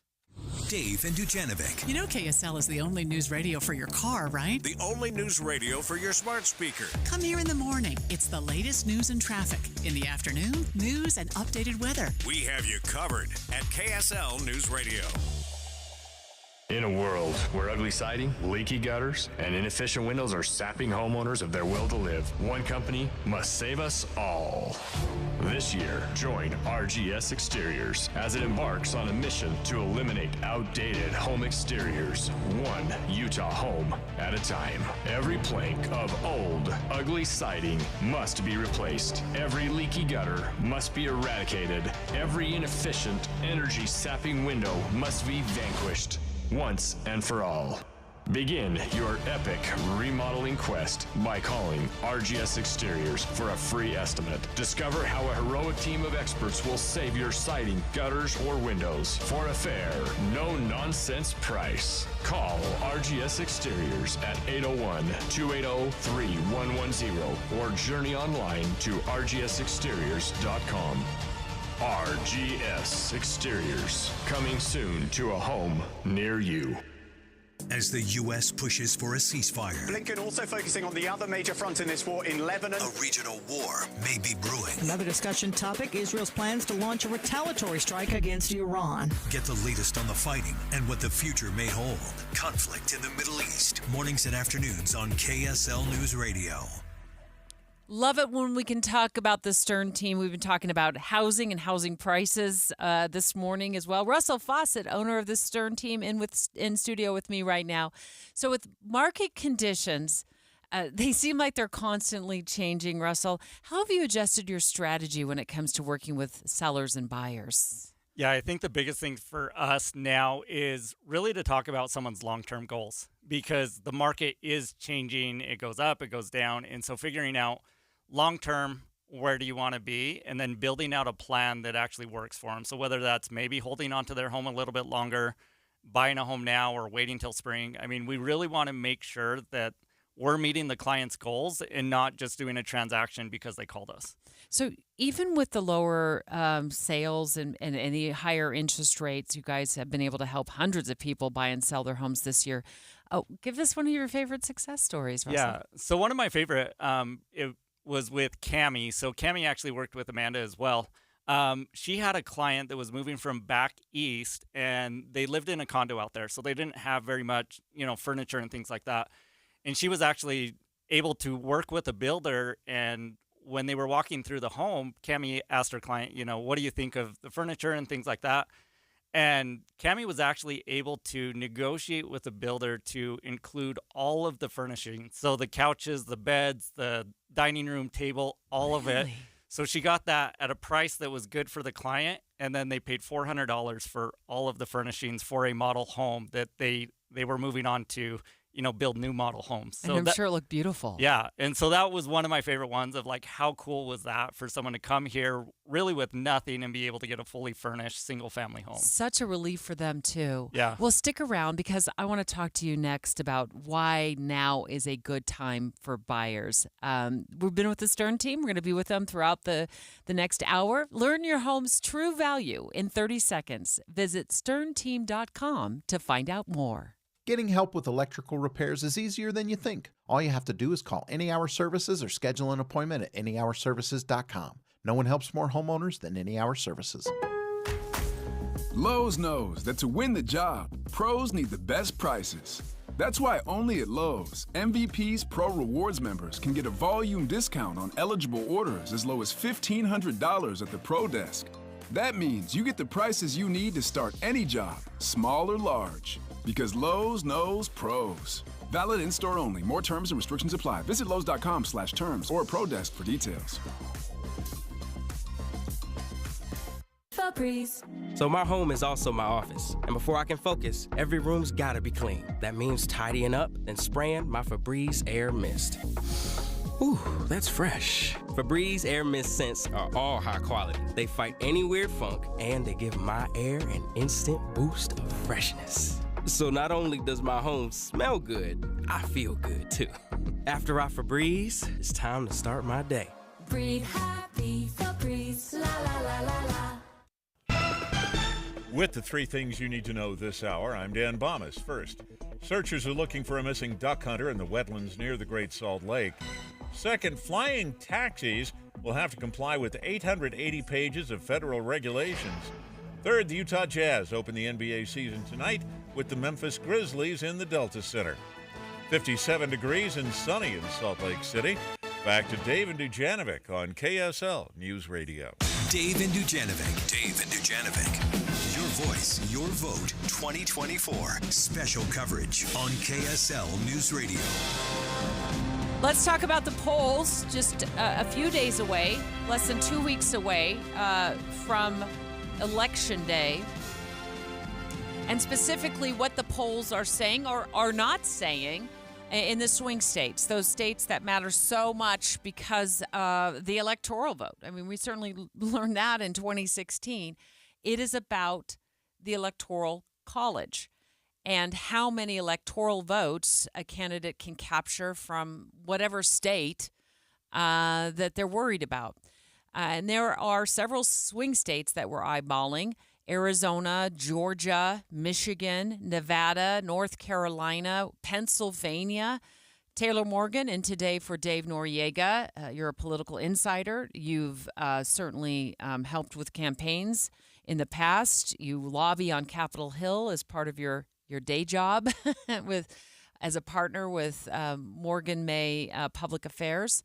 And you're also a host of KSL at Night. So when you see these polls coming out just days leading up to the actual election day, and we know that more than 21 million people have already cast their ballots early across the United States. Yeah. What do you think when you look at a poll? When I look at these polls, and specifically, just like you said, as you set it up, Debbie, anytime we're talking about a race for the White House, we are talking about the Electoral College, which means, and I hate to say this, but only swing states really matter because they will be decisive. Now, every vote does count. Every vote does matter, but the race is really only up for grabs in these 7 swing states. Debbie, the polling across all 7 swing states is really, without question, it is within the margin of error.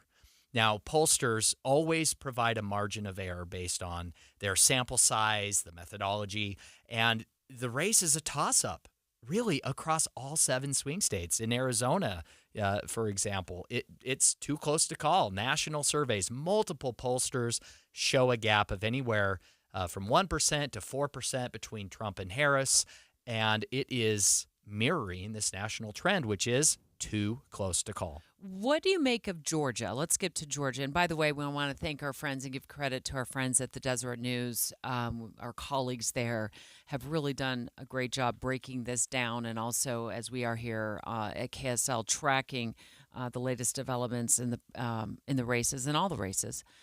What do you make of Georgia? This Washington Post poll showing that Harris leading.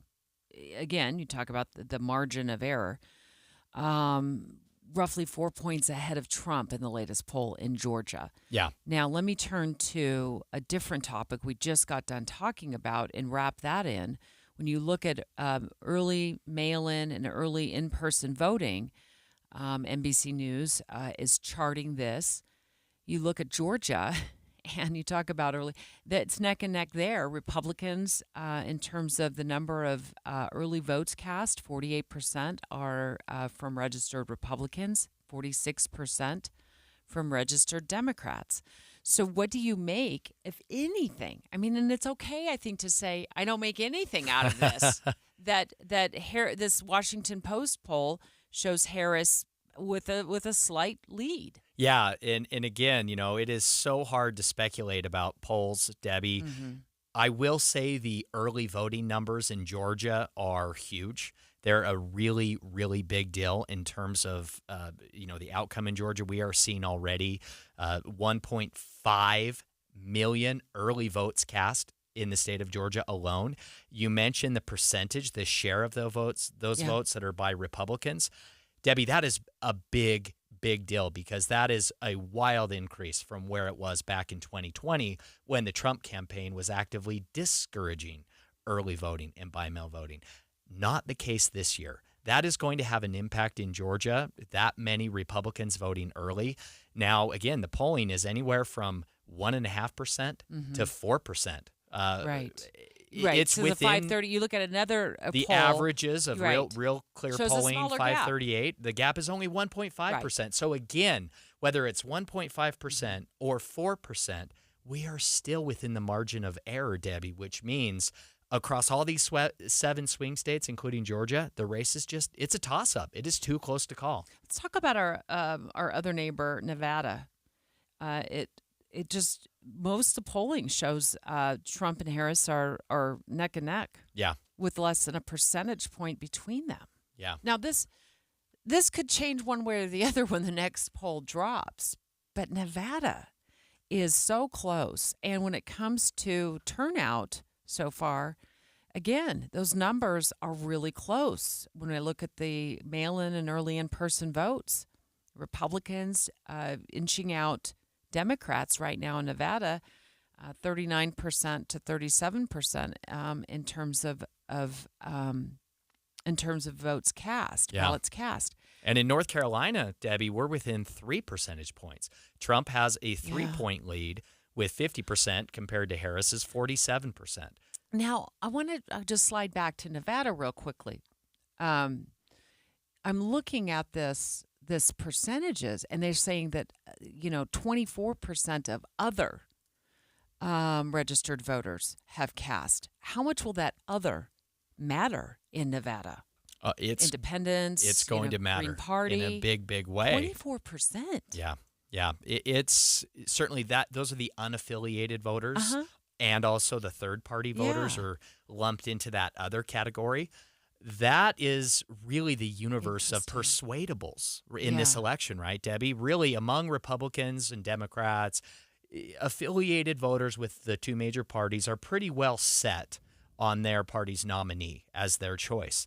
But when it comes to the quote-unquote independents, they're really unaffiliated or third-party voters. The others is the right term. They are up for grabs. They are the voters that will decide this election. How tricky is it these days to get voters to pick up their phones to answer a poll?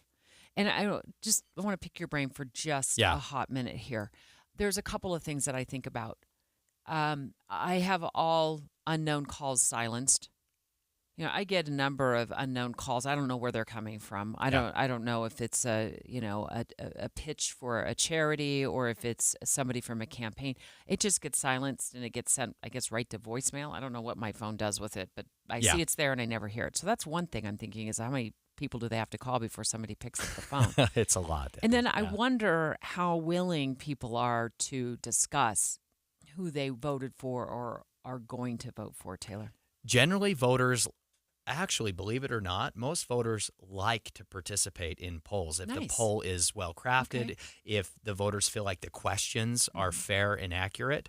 I will say that more and more pollsters are relying on modern technologies for their methodologies, and those methodologies are becoming more reliable. It used to be, for example, I was very critical of any poll that relied on texting or online surveys. I had a strong preference for landlines back 10, 15 years ago. However, that is no longer the case. Do we? No one has a landline anymore, Debbie. Rarely, yeah. Pollsters are figuring out texting and online surveys, and they're becoming more and more reliable. Well, great conversation. Love having you here today. We'll wrap this one up and move on to another hot topic, which is the weight that we feel with our finances. Bankrate dropping a new survey this morning that says a lot of us feel behind on our emergency savings. So straight ahead, a money expert joining the show to tell us how much we should be squirreling away for emergency savings. We used to say, $1,000 in an emergency savings account, but with inflation, I'm going to ask, what is it? What's that number now? It's 10:30 at KSL News Radio. I'm Dan Bonas. KSL's top story this hour: residents of a Lehigh apartment complex that was evacuated after an explosion are speaking up now. Demetrius Romero tells KSL TV what he experienced. I was asleep, and then you just kind of heard the whole building kind of shaking away, and then all the alarms were just going off. The Red Cross is still assisting 7 families who were evacuated, and apartment management is letting families who were displaced stay in vacant units. Our top national story this hour from ABC News. Boeing reported a huge loss in the third quarter, $6 billion. Along with its ongoing safety issues, the company's machinists are on strike. Boeing says a planned layoff of 17,000 workers may just be a start. The company's CEO, Kelly Ortberg, has been on the job for just a couple of months now. Your money at this moment? The Dow Jones average down now 407 points, just under 1% on the day. The NASDAQ is down 277 points right now. And KSL weather, we could set a new temperature record for the day today. That's next. KSL News Time, 10:31. News doesn't just mean information or dates. It's the story of our local history being told in real time. Be a part of the story. This is Tim Hughes and Amanda Dixon. We hope to be a part of your story. We have you covered on KSL News Radio. Just chatting here nonstop with Russell Fawcett of the Stern team. Always love it when he comes in studio with me to chat about the housing market because there's so much going on in the housing market. And I know, Russell, a lot of people want to know if it's a good time, and if so, why is it a good time for buyers? Yeah, so it is a good time to buy. It is a little bit more difficult because interest rates are higher and affordability is definitely something of a concern right now. But as we look at it, we are sitting on a 14-year low of home sales. And what that means is there's a lot of pent-up demand. And so when those interest rates do come down, we are going to go back into multiple offers and kind of the craziness of before.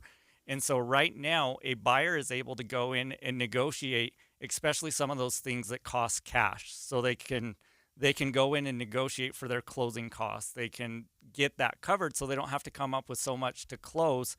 And then, again, we don't want to buy based on the fact that you can refinance, but that is going to be an option in the future when those interest rates do come down. Russell, why do you feel it's important to work with the Stern team for buyers or for sellers? Yeah, I think the biggest thing is our experience and knowledge of the market.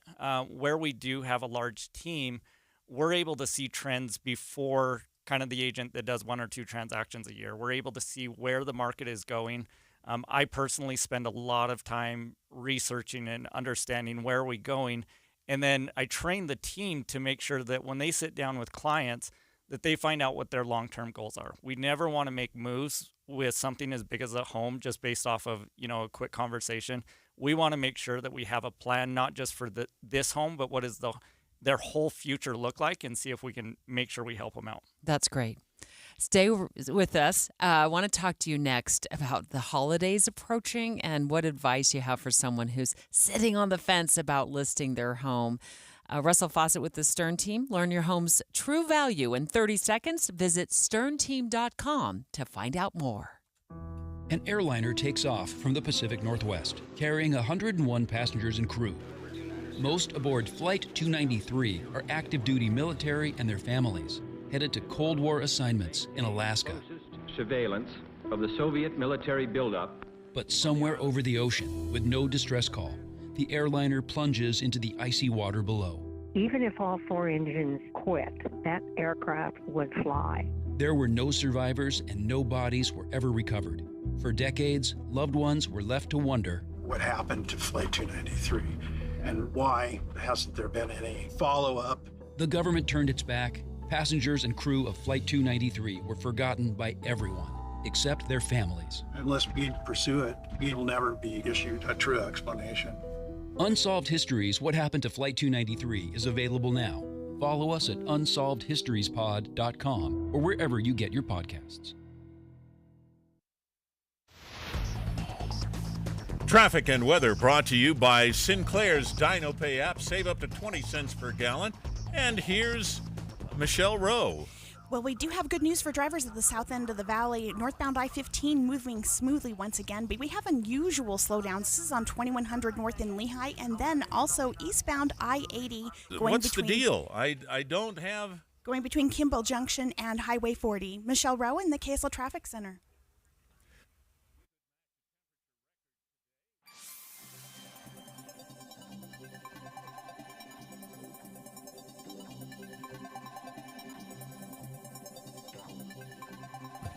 Right now we're at 61 degrees and sunny. We could match a temperature record today with a high of 77.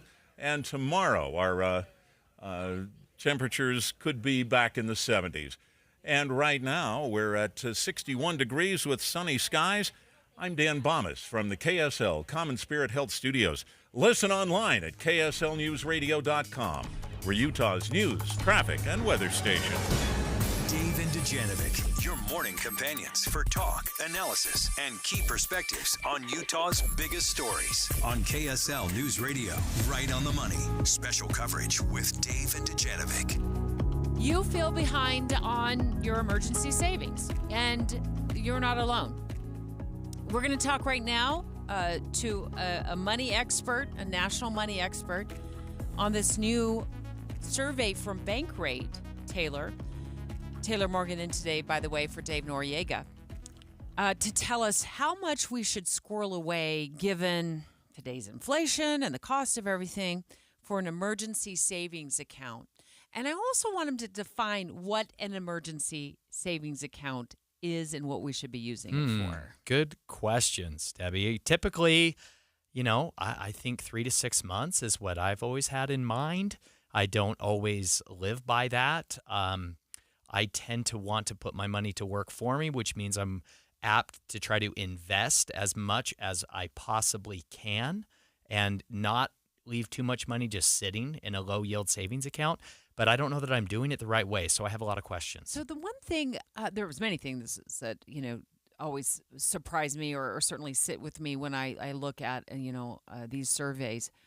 And falling behind on emergency savings or feeling behind that's that pit in your stomach when you go to sleep at night. If I'm one financial problem away from a blown tire, I'm one problem away from a broken arm kind of thing, where I end up with an emergency room bill I wasn't expecting. And that's that pit in your stomach. And I want to help our listeners get rid of that pit in their stomach in just a moment when we speak live to Greg McBride of Bankrate.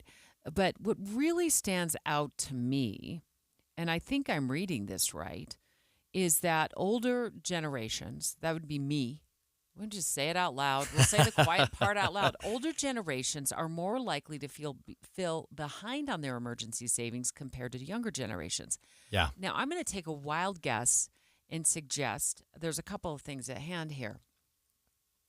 And the one thing that bubbles up to the top is I wonder how many of us older Americans are helping out our kiddos with expenses. And so we're draining our emergency savings to help our kids pay for the things that they can't afford. It's a great question, Debbie. And I have a very different perspective on this. When I am stressed out by money and I'm laying in bed, falling asleep at night, I'm not thinking about how much money I have in my savings account for emergencies. What keeps me up at night is wondering if I'm invested in the best ways that I'm earning the most interest possible. That, for my kids' future, right? That's what keeps me up at night. So maybe different perspectives among different generations, right? Greg McBride, Chief Financial Analyst with Bankrate. Thanks so much for being with us again today, Greg.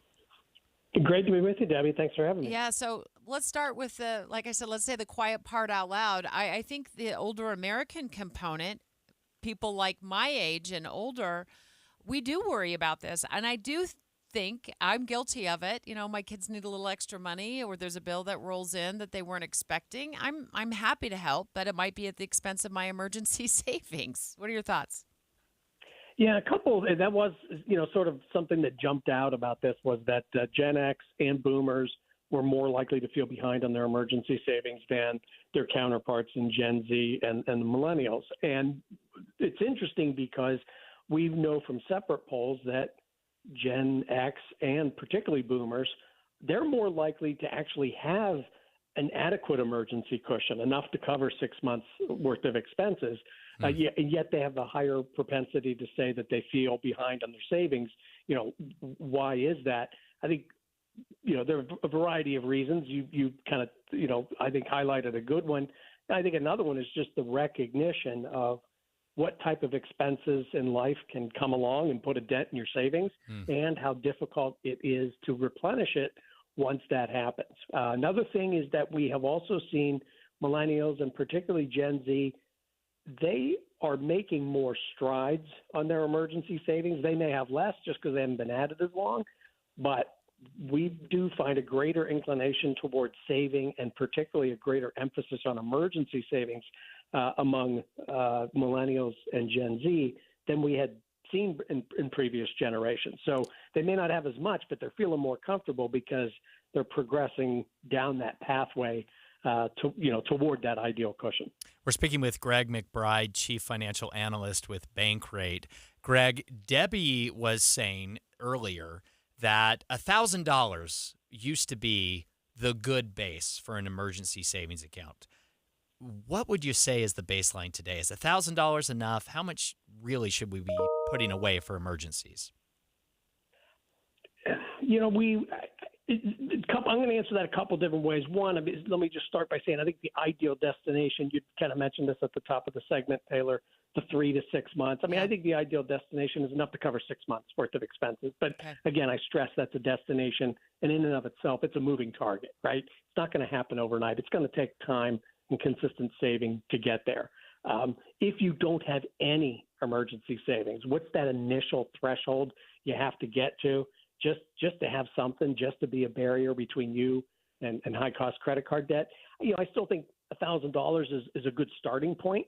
It doesn't have the buying power that it did 5 or 10 years ago. So you certainly can't stop at that point.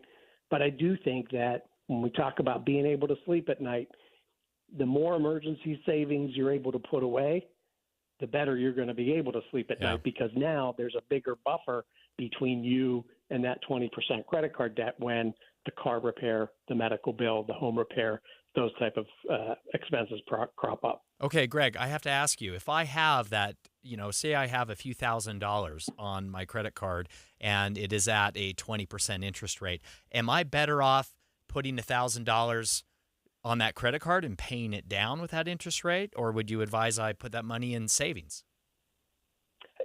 Mathematically, you're better off putting it against the credit card, because if you're paying down a 20% credit card, it's like earning a risk-free 20%. Yeah. I think there's some nuance to this, though, and that is couple things you have to answer honestly for yourself. A, where did that credit card debt come from?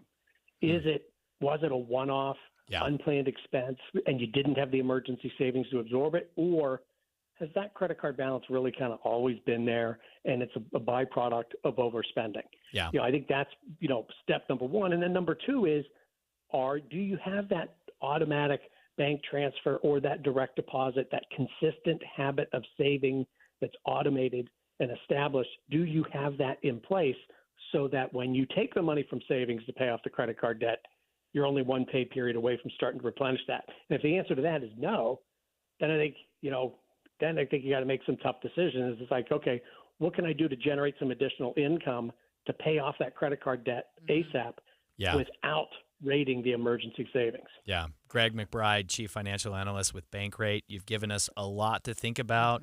Thanks so much for joining the show. I love the tip about generating additional income. I've talked about it on the show before. So if you're a regular listener, I'm sorry if this is a story you're like, Deb, you've said this so often. Is way back in the day. Yeah. When I wasn't as old as I am now, I did take on a second job to pay off a credit card that had been nagging at me for way, way, way too long, and it was keeping me awake at night. Yeah. And once I set my mind to putting every penny that I got from that second job to paying off that credit card went away in a matter of months. Yeah. I just sell my wife Stanleys on eBay without her knowing to generate additional income. That's my move. Straight ahead. You know what? You could, but you'd take that at a loss. Right? That's for sure. Yes. I'll buy that Stanley for $15. How's that? $10? No way, Debbie. Okay, $5. Okay, straight ahead. We've been discussing today this poll that's been out about economic anxiety and what really is at the top of a list of Utah voters' economic anxiety, and that's the cost of housing. Straight ahead, so happy to have the Stern team with us to talk about what to do. What are your options if you come up short on your mortgage payment? The Stern team joining us on that straight ahead. Dave and Dujanovic. Dave and Debbie go out of their way to make sure you hear all sides of a story. They're working the phones to get several viewpoints on for you. Hi, it's Tim and Amanda. We get you the full story, too. We have you covered on KSL News Radio. With interest rates coming back down, I bet the real estate market will pick back up in 2024. We're already seeing that, Tim. Yeah. But it doesn't really matter how the market is doing when you have the right team. So if you're looking to sell your house, now you want to downsize or you need more space, you need the Stern team. The Stern team has taught us, I can think of a handful of things that I would worry about if I was buying or selling, but there are 100 details that are involved in selling a home, and they have lots of people that are handling every detail so nothing falls through the cracks. And they have so many different options. I worked with Cammie there at the Stern team, and she was awesome. But if you need an instant cash offer, you can do that. If you need to buy before you sell, you can do that. They have flexible fees. They also have people that they represent that are looking to buy a home, so maybe they can make that perfect connection within the Stern team. So don't put off selling your house or buying a house because you think the market isn't just right. The market is right with the Stern team. Go online to sternteam.com or just Google the Stern team. Love talking to the Stern team. Russell Fawcett back in studio with us to talk all about housing and what to do if we want to sell our homes. Right now, let's focus specifically on with the holidays approaching. I think there's probably a lot of families who are torn on, do we put the house on the market just before Thanksgiving? Do we put it on in between Thanksgiving and Christmas? Russell Fawcett, owner of the Stern team, what are your thoughts? Yeah, I think the biggest thing is everyone's thinking that, right? If they're going to be selling their home probably in the next 6 months, they're thinking about when is the best time to sell. One of the things that's nice about putting your home on the market now as opposed to waiting is you do have less competition. Because in the springtime, we hit March, April, that's when homes start coming on the market. And so you do have less competition when you go on during the holiday months. Can you negotiate? Let's say it sells right away.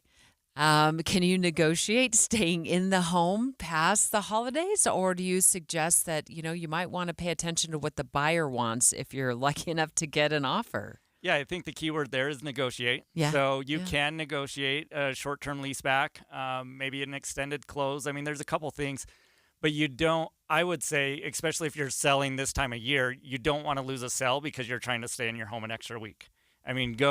if you're selling, you're probably moving somewhere fun. Hopefully, go enjoy Christmas in the new house, because that's probably what your buyer is looking to do as well, is come in and celebrate Christmas in that new house. Russell, the Stern team has cutting edge technology that can tell a seller how much their home is worth in seconds. Tell us more about that. Yeah, so really we wanted a way for consumers to be able to go online, put in their information, and be able to get their home value. So the technology we're using is scrubbing multiple databases of looking at past sales, finding like homes that are similar in size, condition, and then being able to give you a value within seconds. I mean, after you put in your information, it's going to give you a range of what you might be able to sell your home for. Well, stick around, because we're going to talk more in depth in just a few minutes about what to do if, you get nervous or concerned about being able to make your monthly mortgage payments. You're going to tell our listeners what the options are. Russell Fawcett of the Stern team. Learn your home's true value in 30 seconds. Visit sternteam.com to find out more. We just want to have enough money for retirement. And travel to visit our grandchildren. I understand. That's why at Fisher Investments, we start by getting to know each other, so I can learn about your family, lifestyle, goals, and needs, allowing us to tailor your portfolio. What about commission-based products? We don't sell those. We're a fiduciary, obligated to act in your best interest. So how do your management fees work? We have a simple management fee based on the value of your portfolio, so we do better when you do better. We appreciate that kind of transparency. We also check in with you regularly to keep you up to date on the markets and your portfolio. What other services do you offer? As a client, you have access to resources on investing, financial planning, estate planning, Social Security, Medicare, and more. Wow, it sounds like Fisher Investments has everything we need. At Fisher Investments, we're clearly different. Learn more at FisherInvestments.com. Investing in securities involves the risk of loss. With the three things you need to know this hour, I'm Dan Bomas. First, some of the residents displaced from their apartments in Lehigh by an explosion yesterday are speaking out about that experience. Second, Boeing reported a $6 billion loss in the third quarter with an ongoing strike and layoffs looming. Third, the Utah Jazz open the regular season tonight, while the Utah Hockey Club lost a home game to Ottawa. 61 and sunny in Salt Lake City. And back to Dave and Dujanovic on KSL News Radio. Dave and Dujanovic. We're live with Russell Fawcett of the Stern team. I want to make sure you know that you can learn your home's true value in 30 seconds. All you have to do is visit sternteam.com to find out more. Priced Out Housing. Special coverage with Dave and Dujanovic. We've been talking so much about housing affordability today that this is the perfect day to get Russell Fawcett's insights and information. He knows a lot about what to do if you come up short on your mortgage payment. You start falling behind, and instead of ignoring the problem, it won't go away. So Russell is going to tell us the steps that he suggests that you take if you're in this boat. Yeah, I'm really excited for this conversation, Debbie. I think Russell has some great experience, some insight. We know, of course, that the anxiety over the cost of housing is the number one issue among Utah voters, and certainly those who own a home, who have recently gotten a mortgage, Debbie, at a higher interest rate. I understand the stress, right? It's real. Russell Fawcett of the Stern team, you're the owner there, and I've been looking forward to talking about this with you. You know, a lot of us did experience the downturn in the housing market and the crash back in 07 and 08. And you have a lot of knowledge about short sales and loan modifications. So I'm just going to hand it over to you. Walk us through what the options are for folks who find themselves strapped for cash when it comes to the mortgage. Yeah, so the first thing I would say, the worst thing you could do is do nothing, because there are options available to you. And so you don't want to just say, I can't make the payment and, stop making the payments. So the first thing that I would do is I would actually get on the phone with your mortgage, with your lender, and find out what options they have available. They're probably going to take you through kind of a cadence or a waterfall of your different options. And the first ones, they are going to figure out what can we do to keep you in your house. The first thing they'll look at is, a deferment of payment or a forbearance. So depending on, is it a job loss and you just need a couple months to get back on your feet, they'll look at your situation and say, what happened? And they made, I've worked with people that have went 3, 4, 5, 6 months without having to make their mortgage payment. And typically what happens with that is then after the forbearance period is up, they'll put the payments you missed just on the back of the loan. So you're going to be making your loan payments for a little bit longer if you were to actually keep that house for the 30 years. Russell, how would that impact the homeowner's credit scores if they were to negotiate something like that with their lender? Yeah, so anytime you miss a payment, it is going to start showing up on your credit. And then if you do work out some type of an agreement, though, of like a forbearance, and then again, every creditor is different on how they report. So there's my little disclaimer. But typically what happens is once you enter in some type of an agreement, a forbearance agreement, they'll quit reporting the late payments and they'll show that you're in an active, forbearance. It'll show up with whatever agreement that you're in on your credit. Yeah. And of course, Debbie, as we know, just to jump in really quickly, that will have an impact on credit cards, on other loans potentially, right? So there's a lot to think about. Is there a way, Russell, to get your payments reduced, or is the only route for that refinancing it out to 30 years again? Give us some. So I'll actually give you an example of one we just completed, and this was what's called a loan modification. So this is where you go in and actually redo the terms of your loan. And again, banks right now, they don't want to take your home back. They don't want to foreclose. I think they learned their lesson the last time of like, no, it's actually better to work with the current person that's there. So the example that I have is we were able to negotiate to get the loan. They extended it out for 40 years at the same interest rate that they had. So that naturally brought it down. But they also looked at their income statement and said, okay, if you were going to buy a home today, what would you qualify for? And what they figured out, they reduced the payment a little bit more. And they ended up putting another $80,000 of that principal balance. They deferred it to the end of the 40 years. So essentially what they ended up with was a 40-year loan based off of a smaller principal balance with a balloon at the end. But what that did is it gave them a payment that they could afford. And it was based off of their pay stubs, their bank statements, and their income that they had. They were able to get that payment that made sense and stretch out their loan. We're joined in studio by Russell Fawcett, owner of the Stern team. Russell, really appreciate all your insights today. It's so helpful. You have some experience negotiating these kinds of arrangements with lenders going back, to and before the COVID pandemic. How are lenders handling these kind of arrangements today compared to what they did back in 2008, 2009 during the recession?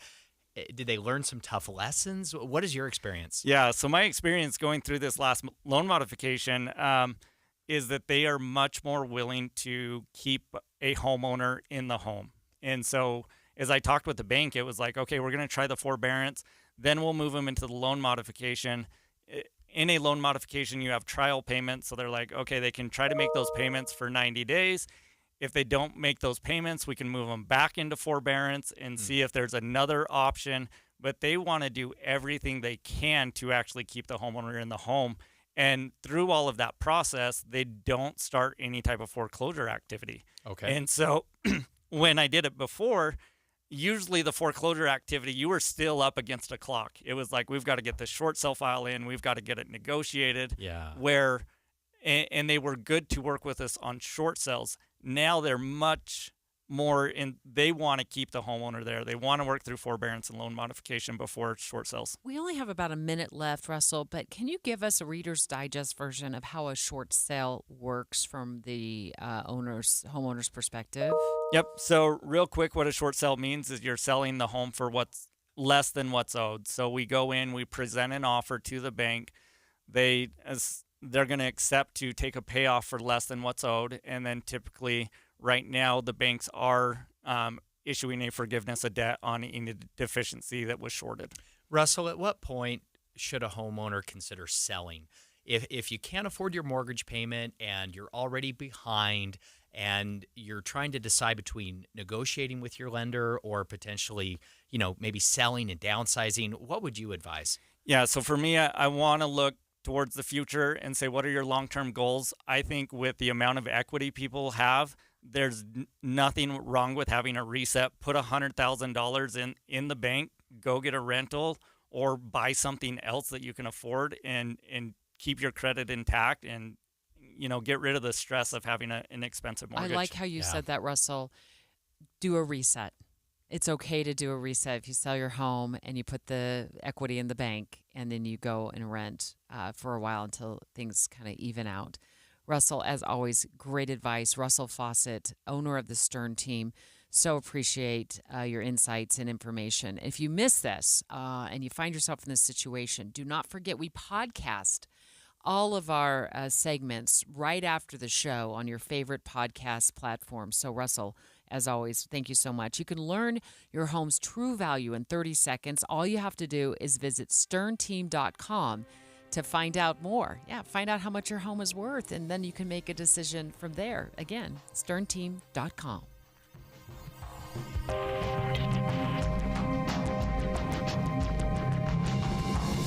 KSL FM Midvale. KSL Salt Lake City. From the KSL Common Spirit Health Studios, this is KSL News Radio. Utah's news, traffic, and weather station. It's 11 o'clock at KSL News Radio. I'm Dan Bomas. KSL's top story this hour. We have breaking news right now. Davis County authorities searching for a 64-year-old missing hiker. They say he was in contact with family members last night, said he was making his way back, but hasn't yet made it home. They're looking in the area between Thurston Peak and Fernwood. The Centers for Disease Control suspects McDonald's Quarter Pounder burger is the source of a recent E. coli outbreak. KSL News Radio's Michael Commit reports. These E. coli infections began showing up late last month, but cases really began popping up during the first week of October. As of today, there's 49 confirmed cases, and 4 of these are in Utah. And food safety experts suspect the onions on the popular McDonald's item are the contaminated ingredients. And experts are concerned these onions may have been supplied to other restaurant chains as well. Our top national story this hour from ABC News. Turkey's interior minister says it was a terrorist attack on the aerospace and defense company TUSIS on the outskirts of the capital, Ankara. Local media report a group of assailants arrived at the complex in a taxi. At least one bomb was detonated there, and there was gunfire as well. Security forces, ambulance, and firefighters have responded to the scene. Your money at this moment, the Dow Jones average down on the day right now, 378 points. The NASDAQ is down 289. And our KSL weather looks like sunny skies today and a possible temperature record. That's next. KSL News Time, 11:01. You know what's great about KSL's traffic coverage? Trained traffic reporters and real listeners. Trading information and making the commute safer and faster for everyone. Every 10 minutes on the 9s, we have you covered on KSL News Radio.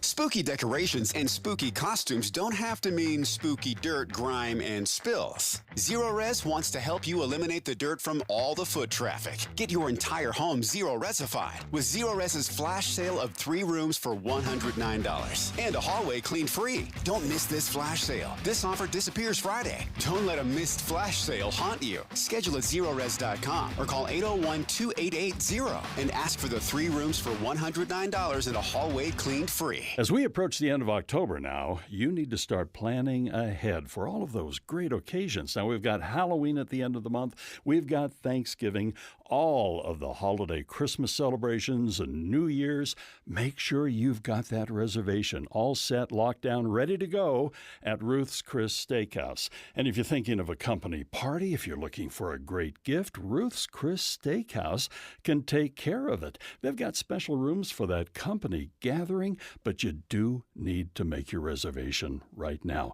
And a gift card to Ruth's Chris Steakhouse. Who wouldn't love that? 2 locations, Hotel Park City, and of course in the heart of downtown Salt Lake City at 275 Southwest Temple. They have got it all. The steaks cooked to perfection, seafood and poultry, those side dishes and desserts. Make sure this holiday season you are set and ready to go at Ruth's Chris Steakhouse, Hotel Park City, downtown Salt Lake City. It's official. KSL Sports is your official radio home of the Utah Hockey Club. When the puck hits the ice this fall, you'll hear every goal, every check, and every tension-filled moment on the KSL Sports Zone. Plus, let your voice be heard on the Utah Hockey Club Fan Forum on KSLSports.com. Your exclusive home of the NHL and the Utah Hockey Club in Utah is KSL Sports and 97.5, the KSL Sports Zone.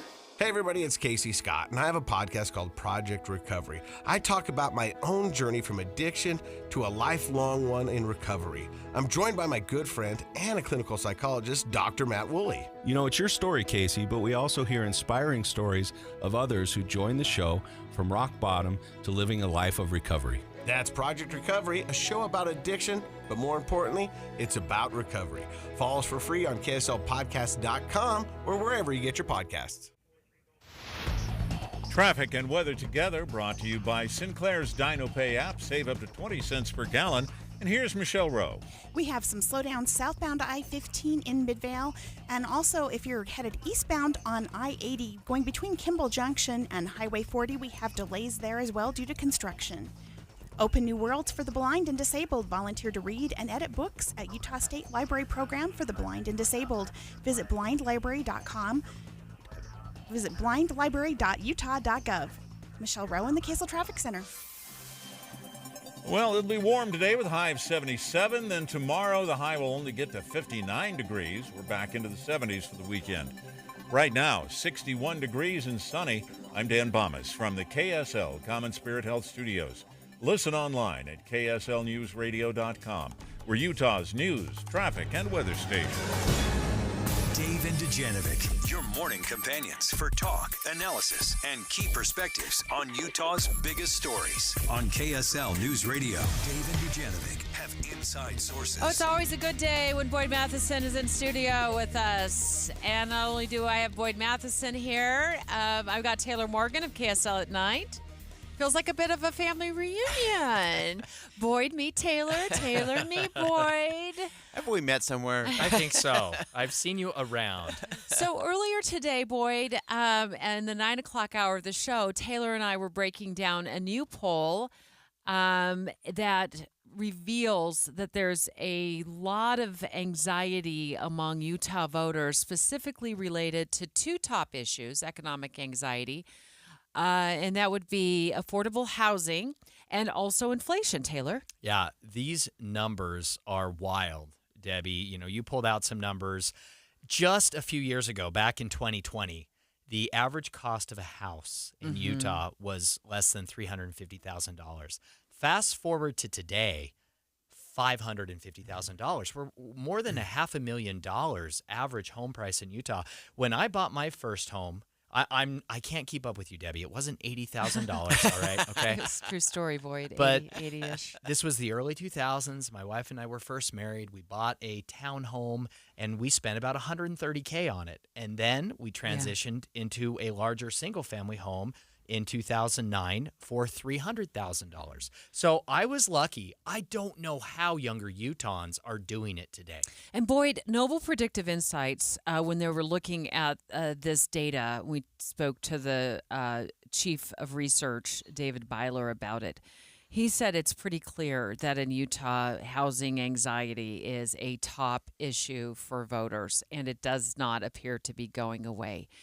What do you make of this when it comes to the presidential campaign and how either candidate, if either candidate, are hitting these top issues as they impact Utah voters? Yeah, it's really interesting that neither campaign is doing a really good job on the economic stuff. They're both kind of selling out to the populist free-for-all and giveaway stuff. But most Utahns specifically, and most voters across the country are saying, yeah, but that's just not real. Don't tell me you're just going to give me stuff, because we know that never really happens, or end up paying for it somewhere else. Yeah. So people, what they want to hear is someone say, here's how we deal with housing, or here's how we deal with inflation. Again, those two things go hand in hand.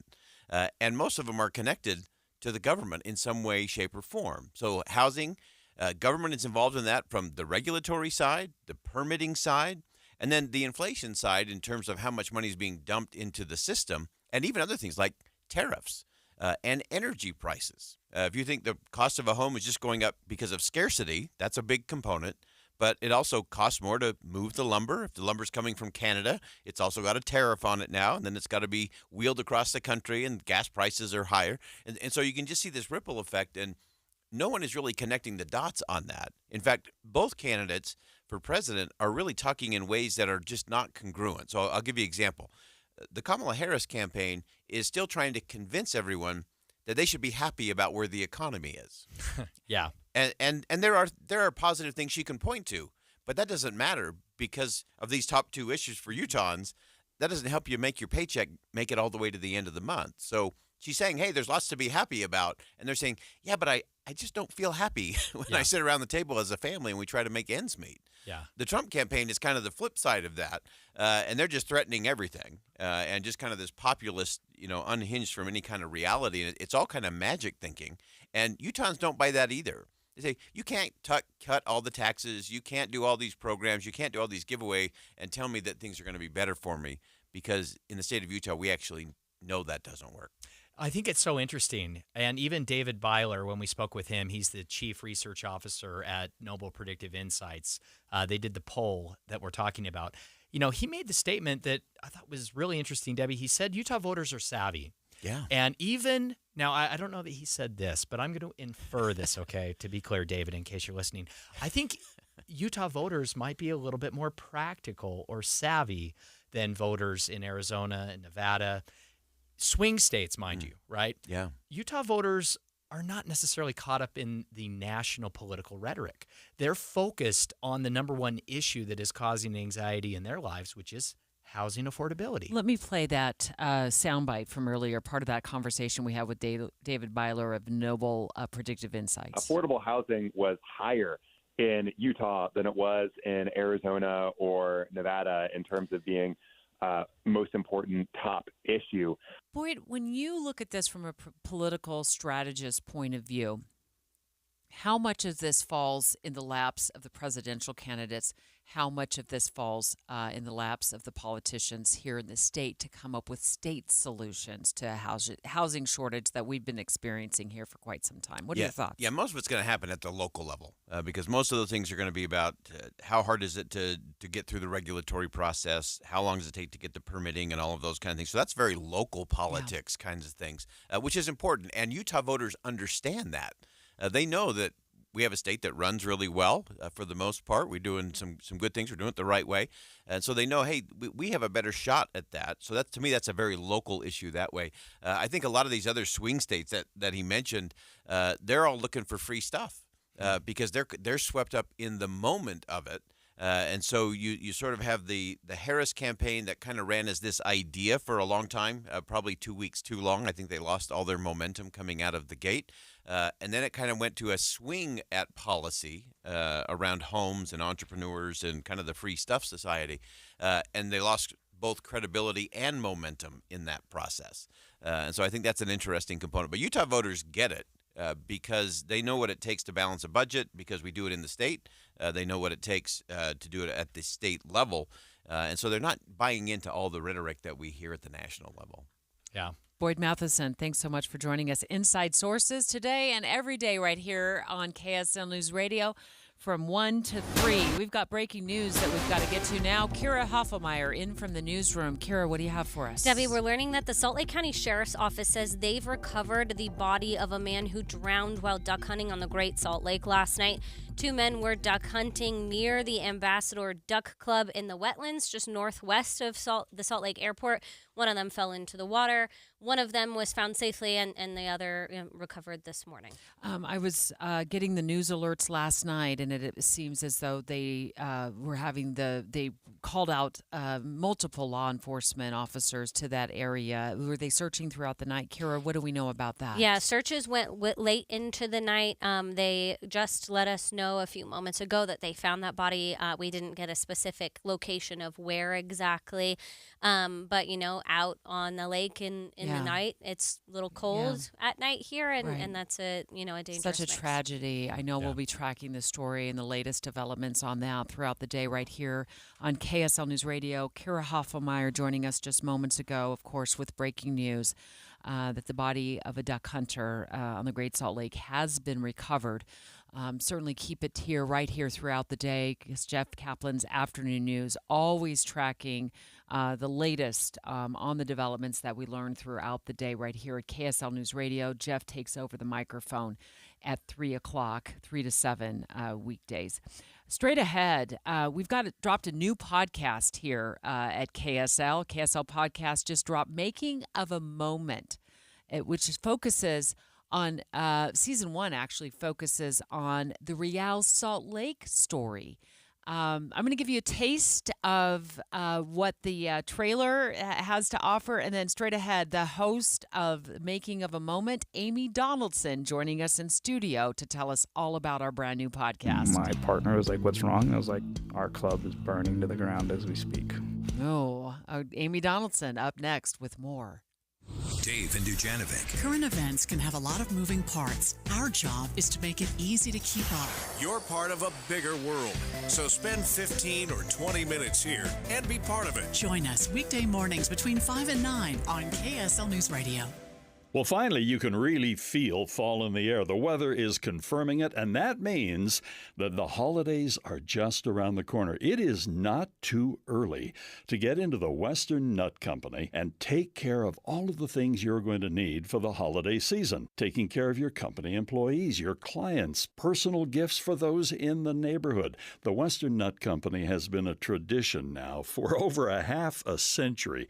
For our family, it just wouldn't be the Christmas season without Western Nut. You can choose from an amazing assortment of the finest nuts the world has to offer, all roasted and packaged and ready to go right there at their flagship store in downtown Salt Lake City, 434 South on 3rd West. And then soon we'll be looking for the kiosks. You can call, you can go online.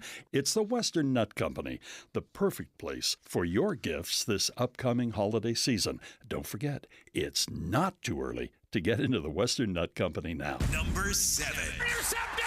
Tommy passes, picks it off! That is one lucky number. The touchdown! 7-0. Congrats to our BYU Cougars. Join the BYU faithful. Listen to Cougar Tracks all this week at 7:55 in the morning on KSL News Radio at 102.7 FM. You do countless things without a second thought to protect your family and home. Every time you're in the car, you buckle your seatbelt. Before the next load of laundry, you remove the dryer lint. When you head out, you always lock your doors. And one simple task, done far less often, can protect your family and home this winter. Schedule a furnace inspection by a certified heating contractor to check for safety and efficiency. A friendly reminder from Enbridge Gas. The Management Minute is a service of the MBA program in the John M. Huntsman School of Business at Utah State University. I'm Scott Hammond. Words used by ambitious politicians are making their way into the workplace and poisoning collaborative relationships. We are quick to call an inaccuracy a lie, label someone who disagrees with us an enemy, and invoke the rhetoric of conflict by calling every challenge a fight and using every mistake as a reason to fire someone. Good leaders lower the temperature, listen carefully to criticism, and use the language of collaboration to build common ground. Learn more about good language and good leadership in an MBA program at Utah State University. Go to utahstatemba.com. That's utahstatemba.com. I'm Scott Hammond. Hope to see you in one of our classes. An emergency can happen any second. Here's a few seconds to think about where you'd go. When you need medical care fast, the closest emergency room is a smart thing to know. Common Spirit Health ERs are your direct path between feeling scared or uncomfortable and feeling better. Find emergency care in your neighborhood at mountain.commonspirit.org. Any Hour Services free furnace sale is going on right now. If you haven't scheduled your free estimate yet, what are you waiting for? Call Any Hour Services today or schedule online at anyhourservices.com. Most of us like to be out in the sun. That's why sunscreen and other safety measures are key to protecting your skin from aging and cancer. The FDA recommends using a sunscreen with a sun protection factor, or SPF, of 15 or higher. Also, look for broad spectrum on the label. That means both harmful ultraviolet A and B rays are blocked. UVA rays age the skin, UVB rays burn, and both cause cancer. But the perfect sunscreen doesn't count if you use it wrong. Don't need sunscreen on a cloudy day? Wrong. 80% of UV rays still get through the haze. Only use sunscreen at the beach? Nope. Anytime you're outside, UV rays attack the skin, so you need protection. And you have to reapply sunscreen every 2 hours. Remember, SPF plus broad spectrum equal healthy fun in the sun. Visit www.fda.gov/sunscreen for more information. A message from the U.S. Food and Drug Administration. On the surface, it seemed like just another Cinderella story. A team that was predicted to finish dead last is now waiting to play the first round of the playoffs. But Real Salt Lake's 2021 playoff run was so much more than what happened on the pitch. Our club is burning to the ground. This is the tip of the iceberg. Making of a Moment, the RSL story, is available now. I just kind of got chills right now thinking about it. Follow us at makingamomentpod.com or wherever you get your podcasts. With the three things you need to know this hour, I'm Dan Bomas. First, the onions used on McDonald's Quarter Pounder is believed to be responsible for an E. coli outbreak. Second, a tech company near the capital of Turkey was the site of a terrorist attack. And third, the Utah Hockey Club suffered its first loss on home ice last night. Then the Delta Center hosts the Utah Jazz season opener tonight. 64 degrees and sunny in Salt Lake City. And back to Dave and Dujanovic on KSL News Radio. Dave and Dujanovic. Well, I listened to part of the first episode of a brand new podcast that just dropped here for KSL Podcast. It's called Making of a Moment, and it focuses on our awesome soccer team, Real Salt Lake. In sports, there are moments that go beyond the game. But what if you knew the true story behind those moments? Making of a Moment, the Real Salt Lake story, takes you inside the unbelievable 2021 playoff run of an underdog team no one saw coming. KSL Podcasts uncovers the sacrifices and the fight for survival that made history. Making of a Moment, the RSL story. All right, that trailer alone is enough to make me want to listen to the entire first season. I will be honest, Debbie, I'm not a big soccer guy. I'm more of a football, not a football fan. So I recall some of the drama and some of the news about this season with Real Salt Lake, but I really don't know any of the story. I am really excited for this podcast. Well, you know who knows the entire story is my friend and also host of this brand new podcast, Making of a Moment, Amy Donaldson. Hi, Amy. Hello. Yeah, you've heard me talking about it for 3 years. I Debbie. know. Well, and here's a little inside scoop. I didn't know it was dropping. I knew it was coming down the pipe, but I didn't know you had dropped it. And then you reached out to me this week, and I'm like, absolutely, come on the show. I'm so excited. So walk us through what the premise is. Spoiler alert, I have some ideas, but I want you, of course, to be the one to unveil it for our listeners. For sure. And I think this is what I wanted to do was take an iconic sports moment that people who are fans would know. They would think, oh, I already know about that moment. Here's where I was.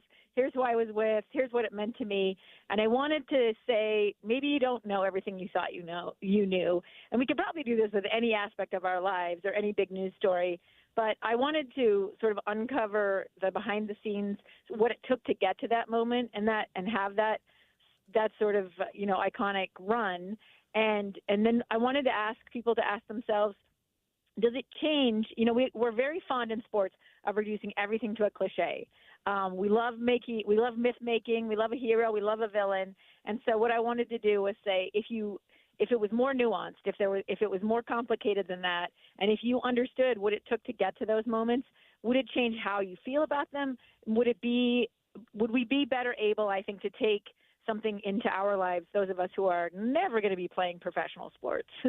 So as I'm listening to this, and I got I got several minutes into it. And it's queued up, it's teed up. I'm going to be listening it on my drive home this afternoon once I leave Broadcast House AIM.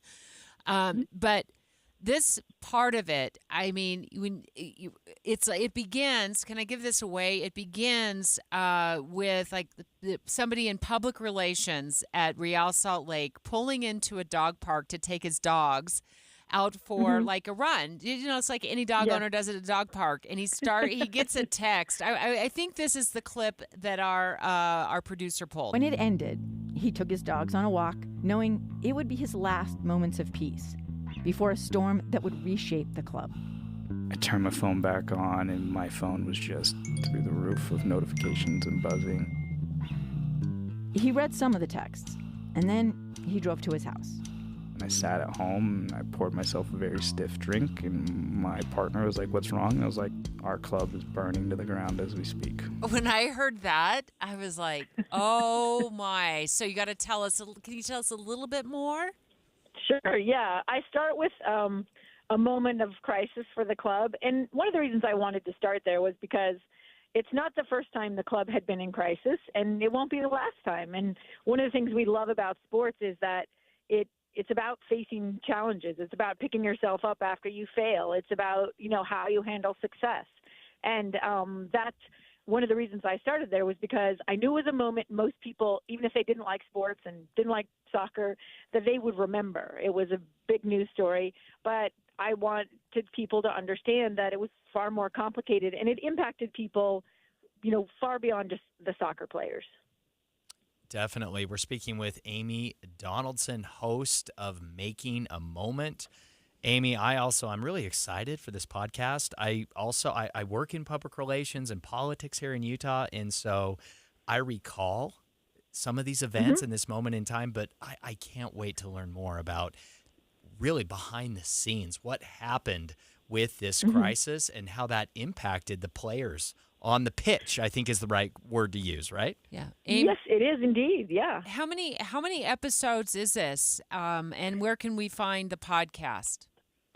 So we have a website, makingofamomentpod.com. You can also find it on any of your favorite podcast apps, Apple or Spotify, wherever you listen. And follow us. We do have new episodes dropping every Wednesday. There will be 6 episodes in the main run. We also have 6 bonus episodes. So there'll be 12 episodes total. The bonus episodes were because, Debbie knows this. I love to tell a story, so we wanted to do a narrative-style podcast in sports, which really we couldn't find much of out there. So I hope people like that, first of all. But second of all, I do think there's a lot of detail and a lot of nuance that we couldn't put in the main run of the podcast. So we are going to put together we've already put together some of the extra interview material. But what I love about the podcast is it's a chance to hear from the people who make the game you love possible. So nobody thought of making a podcast with the front office, right? It sounds terribly boring. But the team behind the team, that's what I call them, they're really the reason that you have these games that you love. You can go to, a basketball game or a hockey game or a soccer game, and they're really impacted in a different way. And some of them really are the reason we have the kind of culture in our sports in Utah that we have. And one of the things we look at is why Utah, what was the vision, and how did our culture here, being settled by LDS pioneers, how does that impact our sports culture? And I have wanted to write about it for a long time, so it sort of came up naturally in this podcast, and it was a ton of fun to infuse it into the story. Well, what I appreciated about how you began this podcast with this crisis moment for our soccer team, Real Salt Lake, is just, Taylor, you've worked in PR. Amy, I was a spokesperson for the FBI. When you began that by taking us inside this crisis moment, my heart started to race because when you're in PR, when you get that ding ding ding, and then it's like a slot machine, ding, ding, ding, ding, ding, ding, except for you're not winning. You're just starting to drown in probably hundreds, if not thousands, of text messages from reporters. And then it's a local story that blows up, no matter what it is, to a national story. And I've dealt with stories that have blown up into international stories. And you're dealing with this hundreds and hundreds of requests all at once. And I don't know the whole story about what's going on and where episode 1 is going to take me when I listen to it. And then, of course, the subsequent episodes, Amy. But I felt this sense of appreciation for that side of a story as it's developing, because so often when we go, like last night, my daughter and I were at the Utah Hockey Club game. It was her first hockey game ever in her life, and we had a blast. And you look around at how much fun everybody is having, and that's the side that we know as fans. We show up, we have a great time, we're sharing moments with our family, we're taking Wi-Fis and selfies, and we're cheering on a team.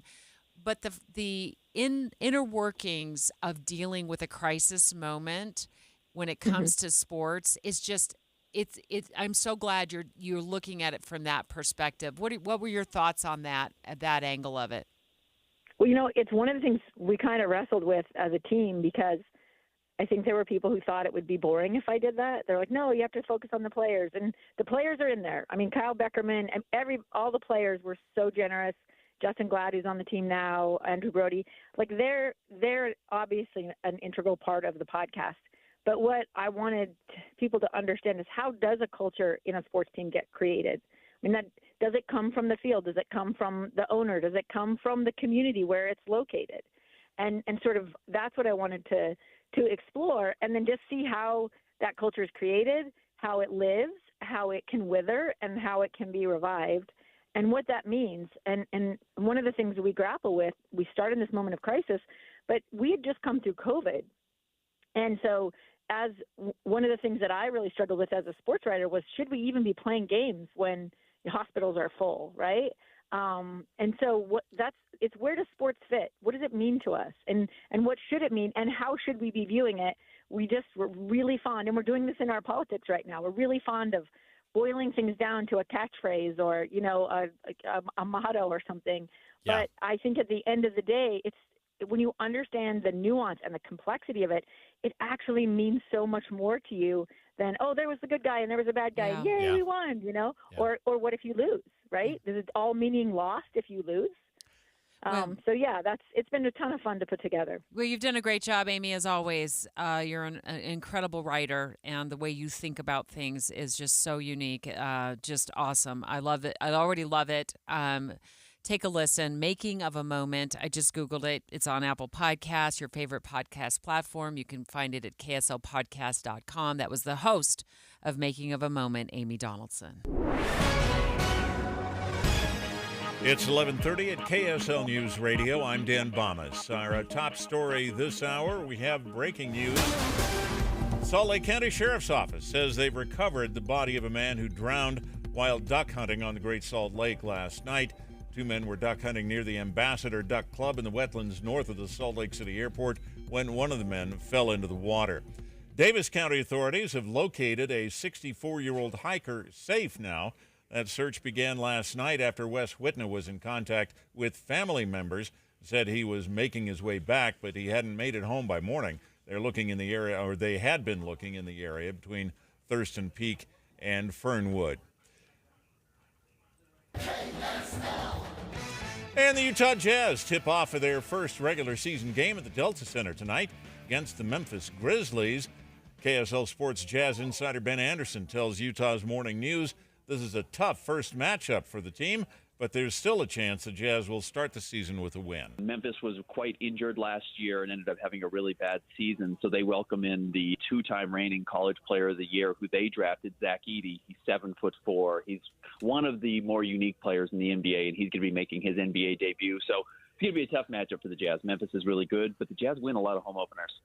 The game tips off at 7 tonight. You can hear it here on KSL News Radio.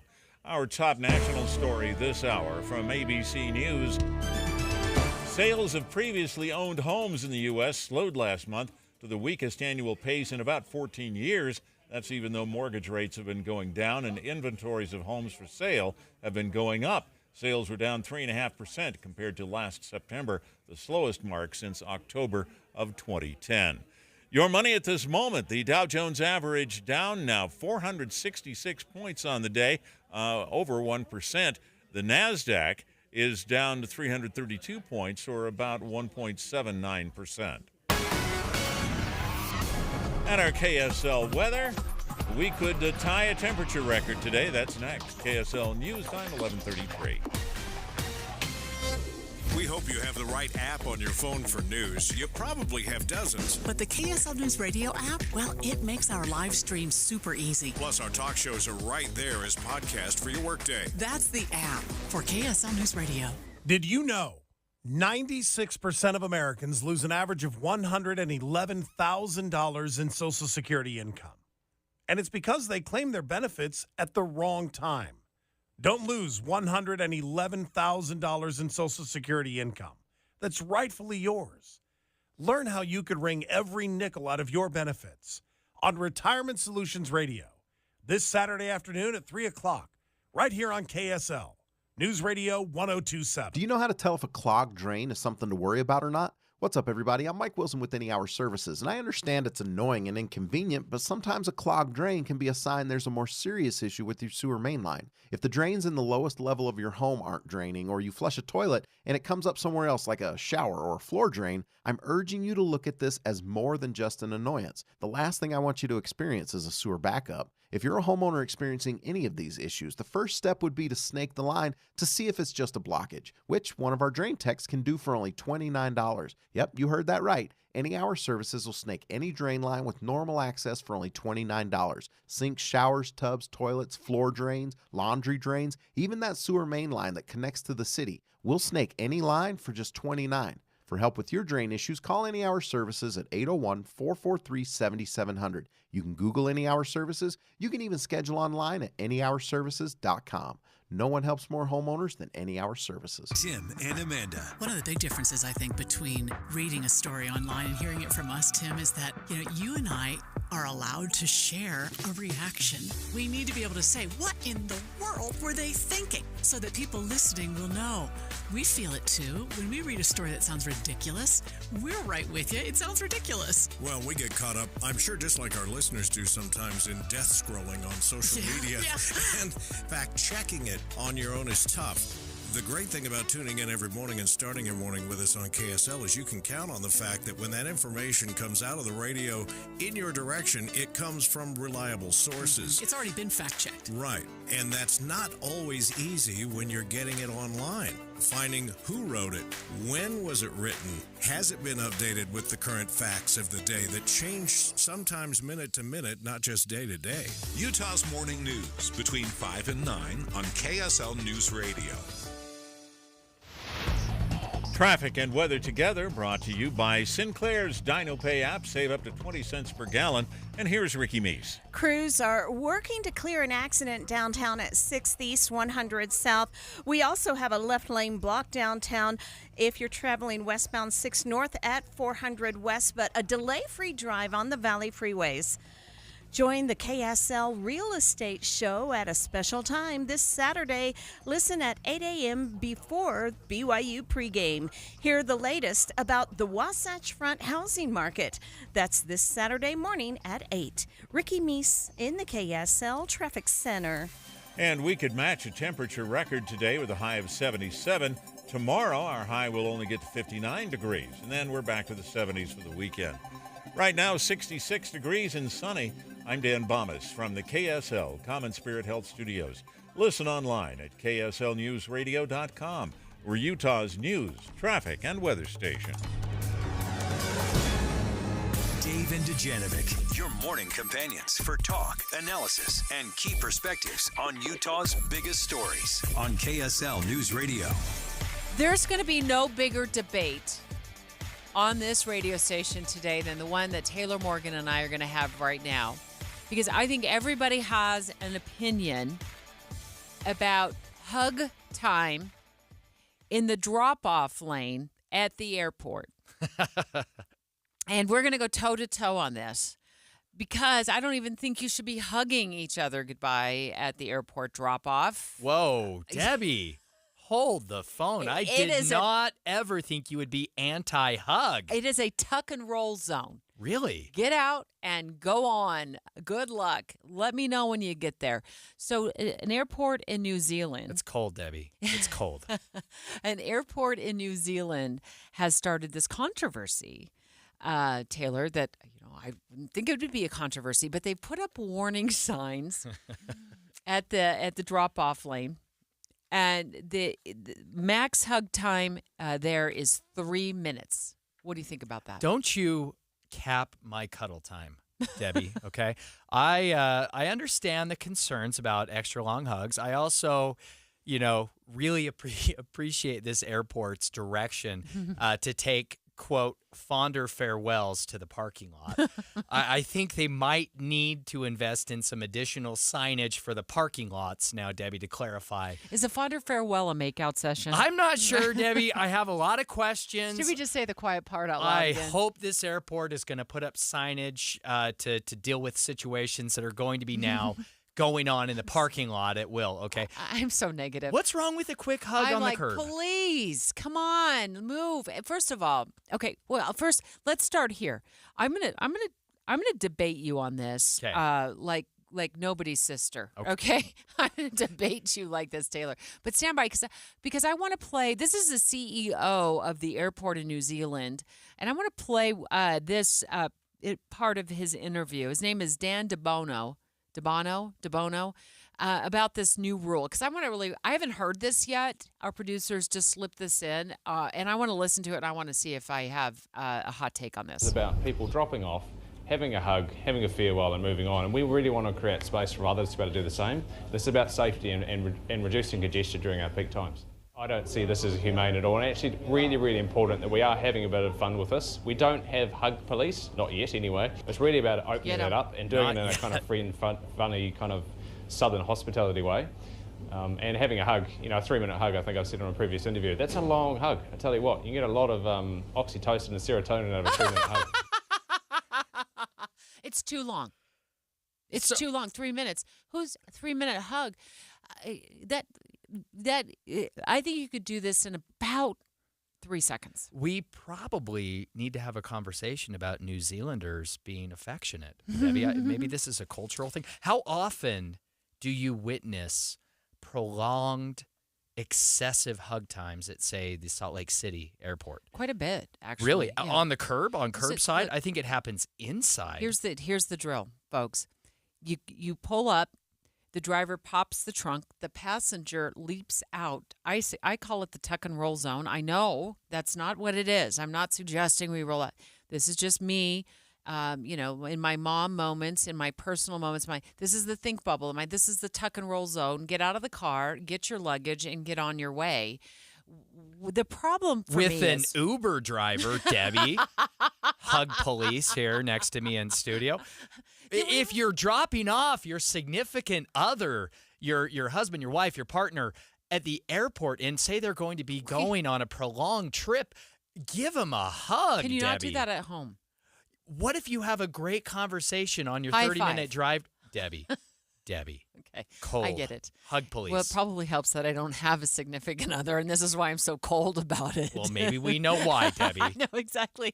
But let me just tell you, this is now for as many times as I've been to the airport, and this is not just the Salt Lake City International Airport. And we've done a great job of redesigning the airport because we have the departure zone that's up top, and then we have the pickup zone that's below, and they have that great park and wait parking lot. But I still feel that we have not figured out either one of these zones to perfection. Let's just take the departure zone where the 3-minute hug police, they haven't been hired yet in New Zealand, but I do think that's a great next step. Cuddle cops. The cuddle cops, yeah. Have you pulled up to the departure zone at the airport? And I just get immediately onset of this anxiety. Cars are what do we call that? I think the official name of it is every which way. You're every which way. And the car on the inside curb is trying to they've finished their 2-minute makeout session with their partner, and now they're trying to squeeze out. And by the way, they've got the extra long Suburban, and they're trying to squeeze out in between all of the other cars when the rest of us are trying to clamor for a spot on the curb to drop off our passenger we don't want to cuddle with. We just haven't figured a great way for that. And there's just all kinds of... I'm shocked for as many times as I've been to the departure zone, more so the departure zone than the pickup zone at the airport, that I haven't had a fender bender there. I don't know how we're all doing this. It's like it's synchronized swimming because we're all making it work together at the same time, but we're just one big ball of yarn there trying to... So this idea of the 3-minute hug, I think personally... It's too long. If you have to hug, it's 30 seconds, right? That's reasonable. Debbie, 30 seconds for a hug? I've taken up all the time. Give me your hot take. Now, listen, I will say... Don't psychoanalyze me. I don't need that. I'm going to therapy at 3. Okay. So he's got that. We'll the save that for later then. Okay, go ahead. Okay. At the Salt Lake City airport specifically, you have options, okay? If you're worried about... maybe I'm going to want a prolonged hug, a goodbye, curbside. But I am stressed out by that drop-off situation. And, even the police curbside at the airport, they're going to rush you along. You're going to have a hard time with a, 3-minute hug anyway, just because the police there are enforcing that, active drop-off only zone, right? So you're going to be stressed out anyway.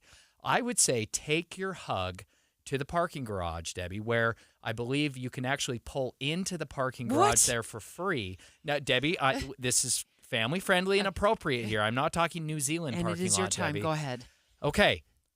Go pull in that parking lot. You can park there for free, okay, for up to an hour or two, I believe. Have your prolonged hug. Help your significant other, if that's whom you're dropping off, into the ticketing area with their luggage. And then you can drive off in peace, Debbie. No mess, no stress, and you can hug for up to 5 minutes or more, and you won't have Debbie policing your cuddle time. How does it happen when a missionary is leaving?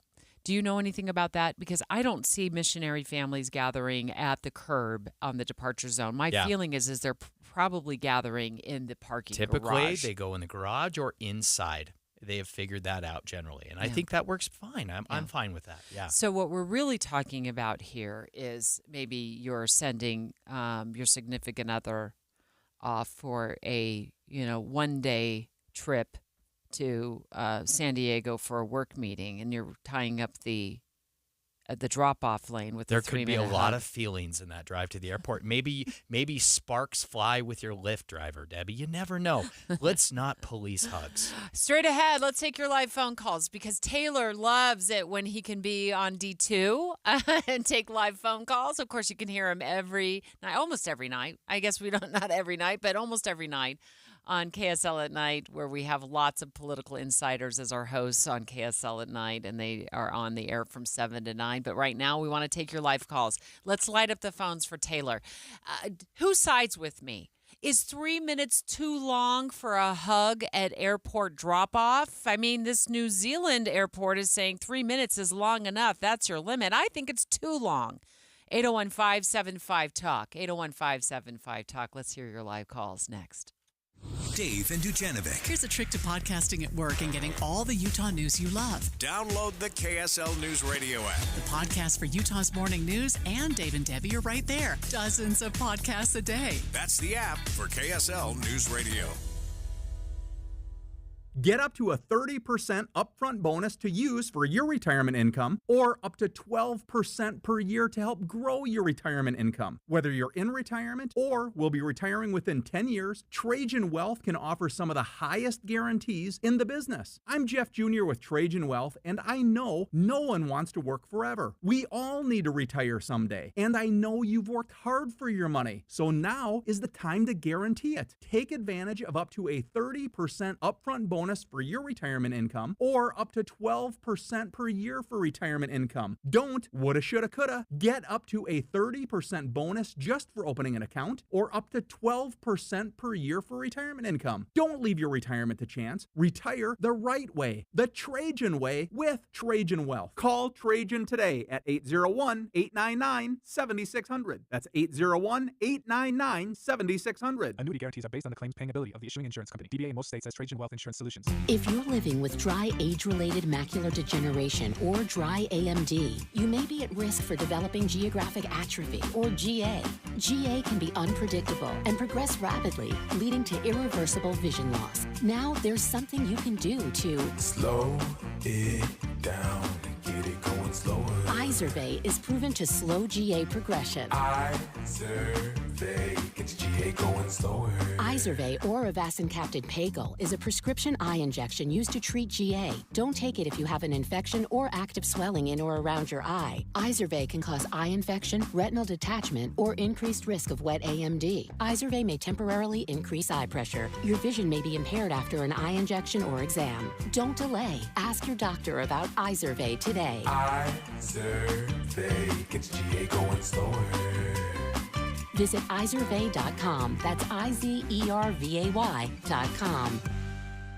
We have 5 kids, 2 dogs, and we've bought 4 houses in the last 12 years. So our realtors helped us through the complexities of buying a house, the legalities of different property rights, right-of-ways, building concerns, or even ordinances, right? If we were to try to do this on our own, we would have made a lot of financial mistakes. The realtor is now part of our family. She's who helps our family get to wherever our next chapter is. Discover how a realtor can make a real difference at myrealtorstory.com. Don't you deserve healthcare you can count on? Well, you can count on United Healthcare with Medicare plans that fit your life today and as your needs change tomorrow. You can enjoy reliable coverage and low out-of-pocket costs with a Medicare Advantage plan from United Healthcare. United Healthcare Medicare Advantage plans. Made for Utah, trusted everywhere. The Medicare annual enrollment period ends December 7th, so go to uhc.com/Medicare today. This is Derek Miller speaking on business. Big D Construction is committed to creating a safe workspace for all its employees, focusing on both physical and mental well-being. With a unique approach, Big D is working to make a difference. Senior Benefits Specialist Marissa Gray joins us with more. At Big D Construction, we recognize that the construction industry has one of the highest suicide rates among all workforces. That's why we prioritize the mental well-being of our employees alongside physical safety. We accomplish this through the promotion and education of our Employee Assistance Program, coaching, virtual therapy services, positive messaging from company leadership, policies that promote mental well-being, and suicide prevention training for leaders, supervisors, and managers. Big D also works in partnership with the Utah Suicide Prevention Committee and Coalition through their Workplace Work Group. Private businesses, together with public partners, offer information and training to businesses across the state. This includes the Suicide Prevention in the Workplace Toolkit created with the Salt Lake Chamber. Big D Construction is a proud partner of the Utah Suicide Prevention Committee and Coalition and the Salt Lake Chamber to make a difference in the construction industry and businesses. Together, we can prevent suicides and improve workplace mental health. Big D Construction is a proud supporter of mental well-being and suicide prevention. They're committed to making a positive impact, not only in the construction industry, but in businesses statewide. Learn more on the Big D Construction website. I'm Derek Miller with the Salt Lake Chamber, speaking on business. With the 3 things you need to know this hour, I'm Dan Bomas. First, search teams have found the body of a missing duck hunter in the Great Salt Lake. Second, a missing hiker has been found safe in Davis County. And third, sales of existing homes were down about 3% in September compared to the same period a year ago. 66 degrees and sunny in Salt Lake City. Back to Dave and Dujanovic on KSL News Radio. Dave, and Dujanovic. We're talking about the new limit at a New Zealand airport where they've posted, air quotes, warning signs that airport drop-off is now a 3-minute hug zone. You got to get your cuddles out of the way in 3 minutes or less. I think that's way too much time. I'm not quite sure why you have to hug at the airport at all. You should have hugged at home. Taylor? Eddie, so cold. So cold. You're dropping off your partner, your significant other at the airport. They may be going away for 2 or 3 weeks, an extended trip. Get a hug. Debbie, what's wrong with a hug curbside? Now, it doesn't have to be 3 minutes. New Zealanders might be more affectionate than Americans, but maybe that's something we should all aspire to, not discourage, Debbie. Are you bugged by the 3-minute hug? 801-575-TALK, 801-575-TALK. Before we let Taylor go for the day, he's been in for Dave Noriega. Want to take your live phone calls. You're lighting up our text line at 57500. If it's safe to do so, you can always send us a text. We love reading those too, but would love your phone calls as well. Again, 801-575-TALK is the number to call, 575-TALK. Here is what the CEO of that airport in New Zealand has said about this new rule that stirred up some controversy. It's about people dropping off, having a hug, having a farewell and moving on. And we really want to create space for others to be able to do the same. This is about safety and reducing congestion during our peak times. I don't see this as humane at all. And actually, really, really important that we are having a bit of fun with this. We don't have hug police, not yet anyway. It's really about opening that up and doing it in a kind of free and funny kind of southern hospitality way. And having a hug, a 3-minute hug, I think I've said on a previous interview, that's a long hug. I tell you what, you can get a lot of oxytocin and serotonin out of a 3-minute hug. Debbie. Okay, I think my biggest concern is he said we don't have hug police yet. Debbie, hug police maybe in the future for this airport in New Zealand. I think our problem here in America and maybe in Salt Lake City is that we're not hugging enough curbside in the departure lane. Okay. Okay. I'm in for shorter hugs. If hugs, I call it the tuck and roll zone. I mean, not literally, but this is the point at the airport when you pull up with your passenger in the car, and the objective is to get them out of the car as quickly as possible, pop that trunk at the same time. They grab their luggage, and they're on their way. Debbie, they're giving you a final wave. Who are you dropping off at the airport? And then you've got to try to finagle your way out of that tight spot. Are you an Uber driver 801 on the side? To get out of the way so other people can start dropping off their loved ones. 801-575-TALK. Hi, Benjamin. Hi, how are you? Good. You think 30 seconds is long enough for a hug at the airport departure lane, or am I being a Grinch? I don't think you're being a Grinch. I just think that with the way that the world has been and things that have happened with natural disasters and different things and stuff, you never know what's going to happen. Benjamin. If that's the last time you get to see somebody for 30 seconds and you get to, if it takes an extra minute or whatever. Yeah. Okay. I've traveled a lot. I've seen a lot. I've been stuck in airports a lot. And there's been times that I haven't been able to get back home when I was supposed to. And maybe that extra 30 seconds for those people that weren't able to get back home when things have happened You're right. would make all the difference in the world. You have just melted my heart. All the feels. Yeah. Thank you, Benjamin. Hi, Matt. Hi. What do you think? Am I too much of a Scrooge? No, I'm not going to give the feels out today. My wife listened to some psychologist that said a hug should be 8 seconds. What? So sometimes she'll count, and it feels too long. Wow. I will say, if my wife was counting when we were hugging, I would be worried, Matt, just saying. Well, sometimes 8 seconds is more than enough, and 3 minutes is definitely way too much. Yeah. Well, to me, 3 minutes feels like I said earlier, it's probably more than a hug that's going on. And it's wonderful to see people so in love if that's you're hugging your partner. But I just think it time and place in the airport drop-off zone. And it could be, I feel this way. And Benjamin and Matt, thank you both for your takes.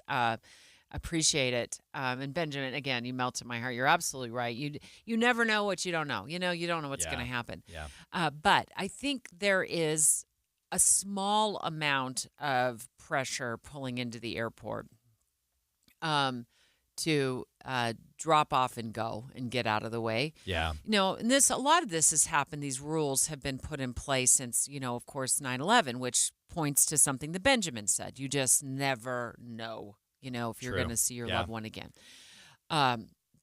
I'll be taking this up in therapy today, by the way, this afternoon at 3 now, o'clock. I don't want to 4. get too serious here, Debbie, yeah. but I never appreciate nor do I miss my family, my wife, my kids more than when I'm traveling away from them. I think it is so easy to take the people in our everyday lives for granted. Yeah. And I just appreciate them more when I've been absent, right? That's how it works. So how does the pickup zone go for you when they pick you up at the airport? Because then is there a lot of hugs there as you're trying to get into the car? Because you are being shooed along. Debbie, I'm a hugger. I'm a hugger. hugger in the departure zone and the pickup zone. I'm all for a good hug everywhere. Okay? Maybe it's just me, but look, I need it. Yeah. Our text line, let me turn to a couple of texts here at 57500. We were speaking earlier of missionaries because I thought I totally could understand that. If your missionary is on a flight that's going to take them away for 2 years, you're going to want to spend a lot of time hugging. But one of our texters says these days missionaries just go by themselves in groups to the Salt Lake City airport from the MTC. I did not know that. So thank you so much for that text. That hug for 3 minutes. This is another texter. They should be arrested and have their cars towed. Whoa, take it easy. Take it easy, cuddle cop. Extreme, right? This person says probably the longest I was in that line was picking up my niece. So this is a pickup line who had to change her baby's diapers. Yeah. We had to install a car seat. So sometimes it does take a little bit longer. And that is stressful. I know that I've had the park and wait, which I think is super convenient now. You can sit there in that park and wait lot before you get to the pickup lane. Yeah. And they'll give you the times when your passenger is ready for pickoff. But sometimes those times are off depending on how their luggage came onto the conveyor belt or didn't come onto the conveyor belt. So I ended up lapping the airport like a NASCAR driver. You know what I've learned, Debbie, is the next time I need a ride to the airport, I don't think I'm going to ask you. No offense. Hey, straight ahead, we had just an incredible conversation earlier today, giving our listeners lots of information from the Utah Health Department on this E. coli outbreak that's impacted McDonald's customers here in Utah and beyond. And so glad Maria Chaleos and her team are going to be following up with more details.